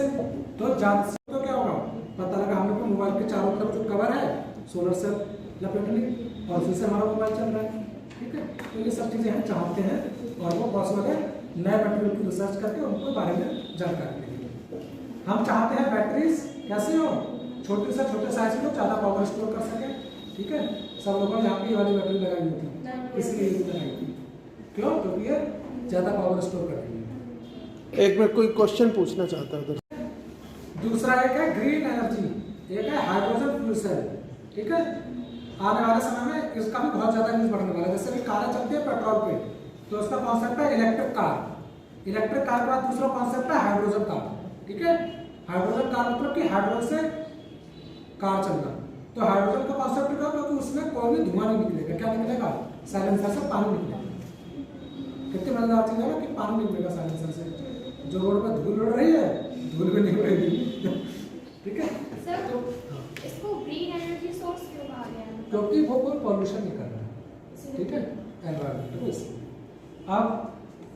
अब कितना आसान है, तो कितना छोटा सा प्रोसेस है। आपने 5th-6th क्लास में शायद ये पढ़ा होगा कि इलेक्ट्रोड डालो तो एक इलेक्ट्रोड पे हाइड्रोजन गैस इन्वॉल्व हो, एक इलेक्ट्रोड पे ऑक्सीजन इन्वॉल्व हो, यही तो पढ़ा होगा ना।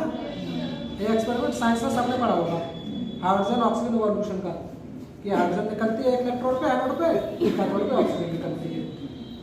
उसी छोटे से एक्सपेरिमेंट का आज इतने ब्रॉड स्केल पर यूज हो रहा है, टेक्नोलॉजी में यूज हो रहा है। हम क्या कर रहे हैं?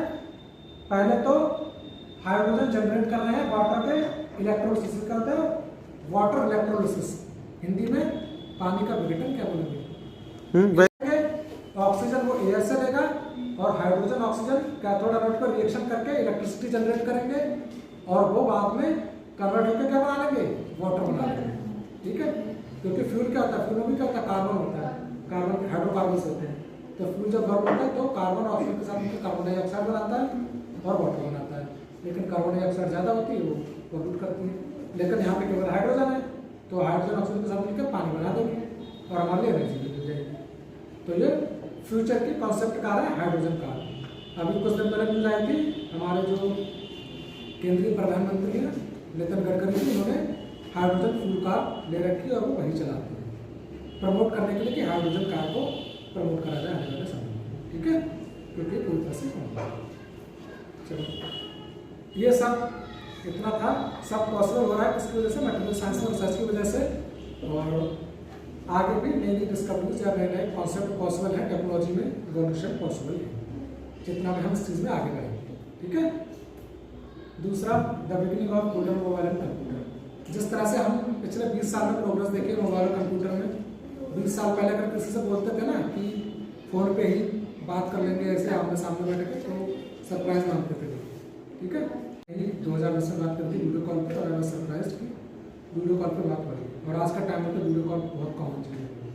उस टाइम पर बहुत कुछ लोगों के पास वीडियो कॉल का ऑप्शन था जब BSNL ने लॉन्च किया था वीडियो कॉल का प्रोग्राम। ठीक है, वीडियो कॉल आसान बात है, फ़ोन हर किसी के पास है, स्मार्टफोन।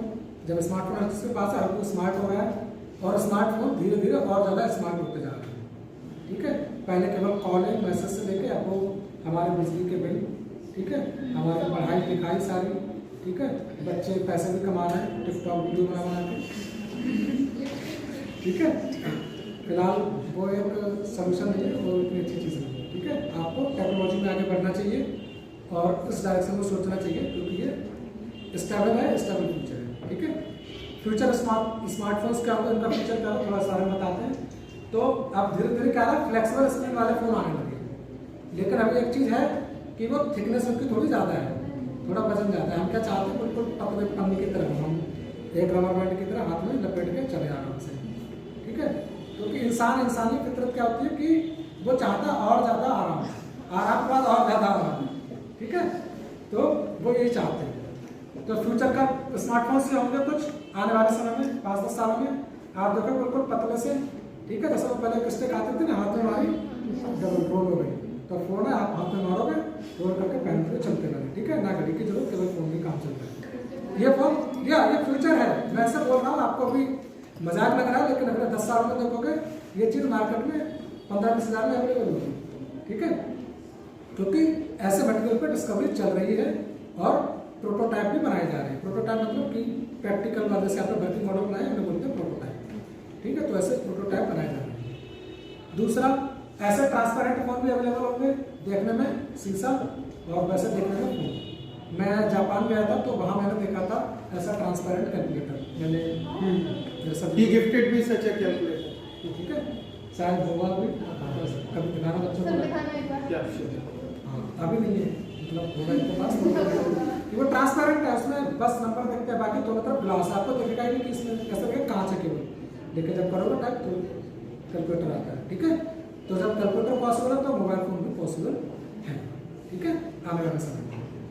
दूसरा, ये 2030 तक की टेक्नोलॉजी है, 30-35 तक। उसके बाद क्या होगा, मिनिएचराइजेशन इतना हो जाएगा, इतने छोटे छोटे कॉम्पैक्ट आईसीस बनने लगेंगी कि आपका फोन आपकी स्मार्ट वॉच के अंदर आ जाएगा, ठीक है।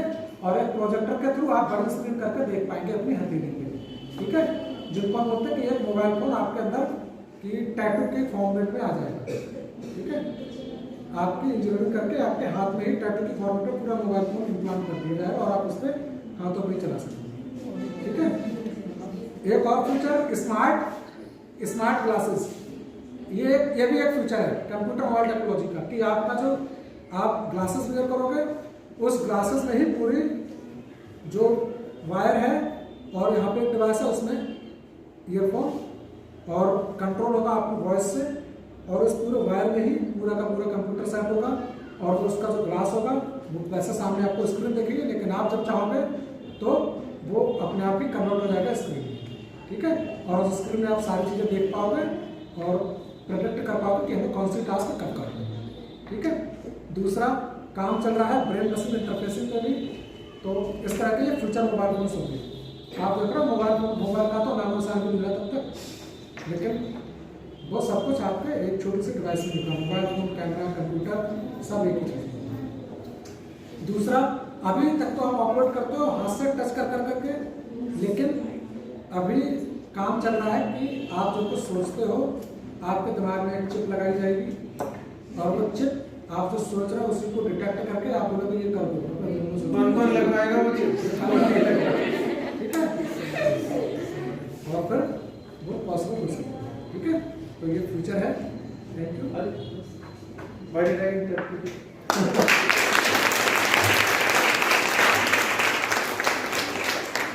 ये इंडिकेट कर रहा है कि फ्यूचर, क्योंकि आपने पढ़ा होगा कि ट्रांजिस्टर में जो भी डायोड ट्रायोड होते हैं, उससे पहले सेमीकंडक्टर में कहता है इलेक्ट्रॉन और होल, इनके थ्रू ट्रांसपोर्ट होता है इलेक्ट्रिसिटी का, ठीक है। तो जो इलेक्ट्रॉन्स होते हैं दे आर फास्ट मूविंग, ठीक है, उनकी मोबिलिटी ज़्यादा होती है, चालकता ज़्यादा होती है इन कंपेरिजन टू होल होता है उससे, ठीक है। तो पीएनपी में होल मेजॉरिटी में होता है, उस वजह से कंडक्शन होता है, और एनपीएन में इलेक्ट्रॉन्स होते हैं उस वजह से, तो एनपीएन ज़्यादा फास्ट वर्किंग होता है in comparison to PN. Any other questions? Yes. सिर्फ मैग्नेटिक फील्ड में जैसे मैग्नेट होती है, अगर हम उसको ब्रेक करते हैं तो एक नॉर्थ पोल एक साउथ पोल होता है, अगर हम उसको फिर भी ब्रेक करते हैं फिर भी वो नॉर्थ और साउथ अलग अलग नहीं होता, एक ही मैग्नेट में दोनों पोल। This I have told you in Maxwell's equations, right? Monopole does not exist. Okay, is this possible experimentally to find the monopole? That's I guess this is the question. नहीं possible है अभी तक, क्योंकि हम कहाँ तक जाएंगे, एटॉमिक स्केल तक जाएंगे ना। जब आप एटॉमिक स्केल पर जाओगे तो एक एटम खुद में मैग्नेट होता है, ठीक है, क्योंकि एटम खुद में मैग्नेट करते हो, एटम के अंदर इलेक्ट्रॉन रिवॉल्व कर रहे हैं, तो जब इलेक्ट्रॉन रिवॉल्व कर रहा है तो क्या बना रहा है, एक चार्ज लूप बना रहा है, और जब चार्ज लूप होता है तो उसका एक साइड नॉर्थ पोल होता है, दूसरी साइड चुंबकीय आघूर्ण ऐसे ही तो पढ़ा था। तो इलेक्ट्रॉन खुद में क्या होता है, मैग्नेटिक डाइपोल होता है, ठीक है। Other questions? इंटरेस्टिंग था, और they are very enthusiastic now to, I mean, they will think of pursuing research in their future। और आपके अगर कोई और भी क्वेश्चंस हैं तो आप मुझसे पूछ सकते हैं, और नहीं तो आपकी ईमेल आईडी में के आपको थ्रू फॉरवर्ड कर सकते हैं हमारे लिए, अगर मैं भविष्य में अपने स्तर से अपने, ठीक है। तो आप उस चीज़ में आगे बढ़ें और पढ़ें, और समय मिला तो भविष्य में फिर कभी ऐसे 1-2 टॉप देंगे आपको और एनर्जेटिक करने के लिए। कितने लोगों को लगता है कि सर को दोबारा फ्यूचर में, अभी नहीं कल फ्यूचर में बुलाना चाहिए 1-2 महीने बाद? कितने लोगों को लगता है? चलिए, बहुत बढ़िया, मुझे बहुत अच्छा लगा।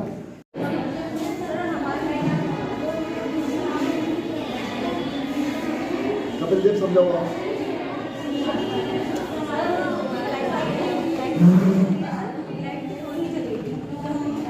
वो मुझे अरे ये पता है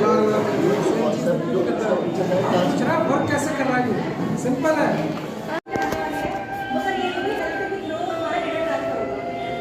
ये अच्छी चीज़ है, लेकिन यहाँ पे ये साउंड को कैसे ट्रांसफर करनी है,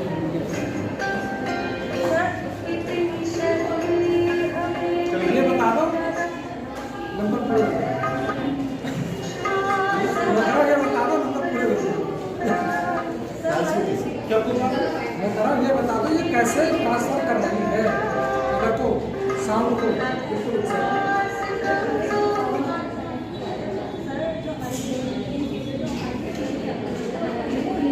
वो हो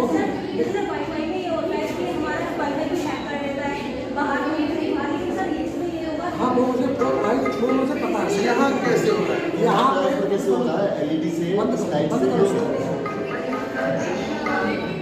अभी ये कैसे ट्रांसफर कर रहा है, कैसे कैसे एलईडी से क्या जा रहा है? कैसे जा रहा है? नहीं, यहाँ से डेटा जा रहा है, प्रकाश जा रहा है, मुझे तो प्रकाश दिख रहा है। अच्छा, यहाँ से इसमें साउंड आ रहा है क्या?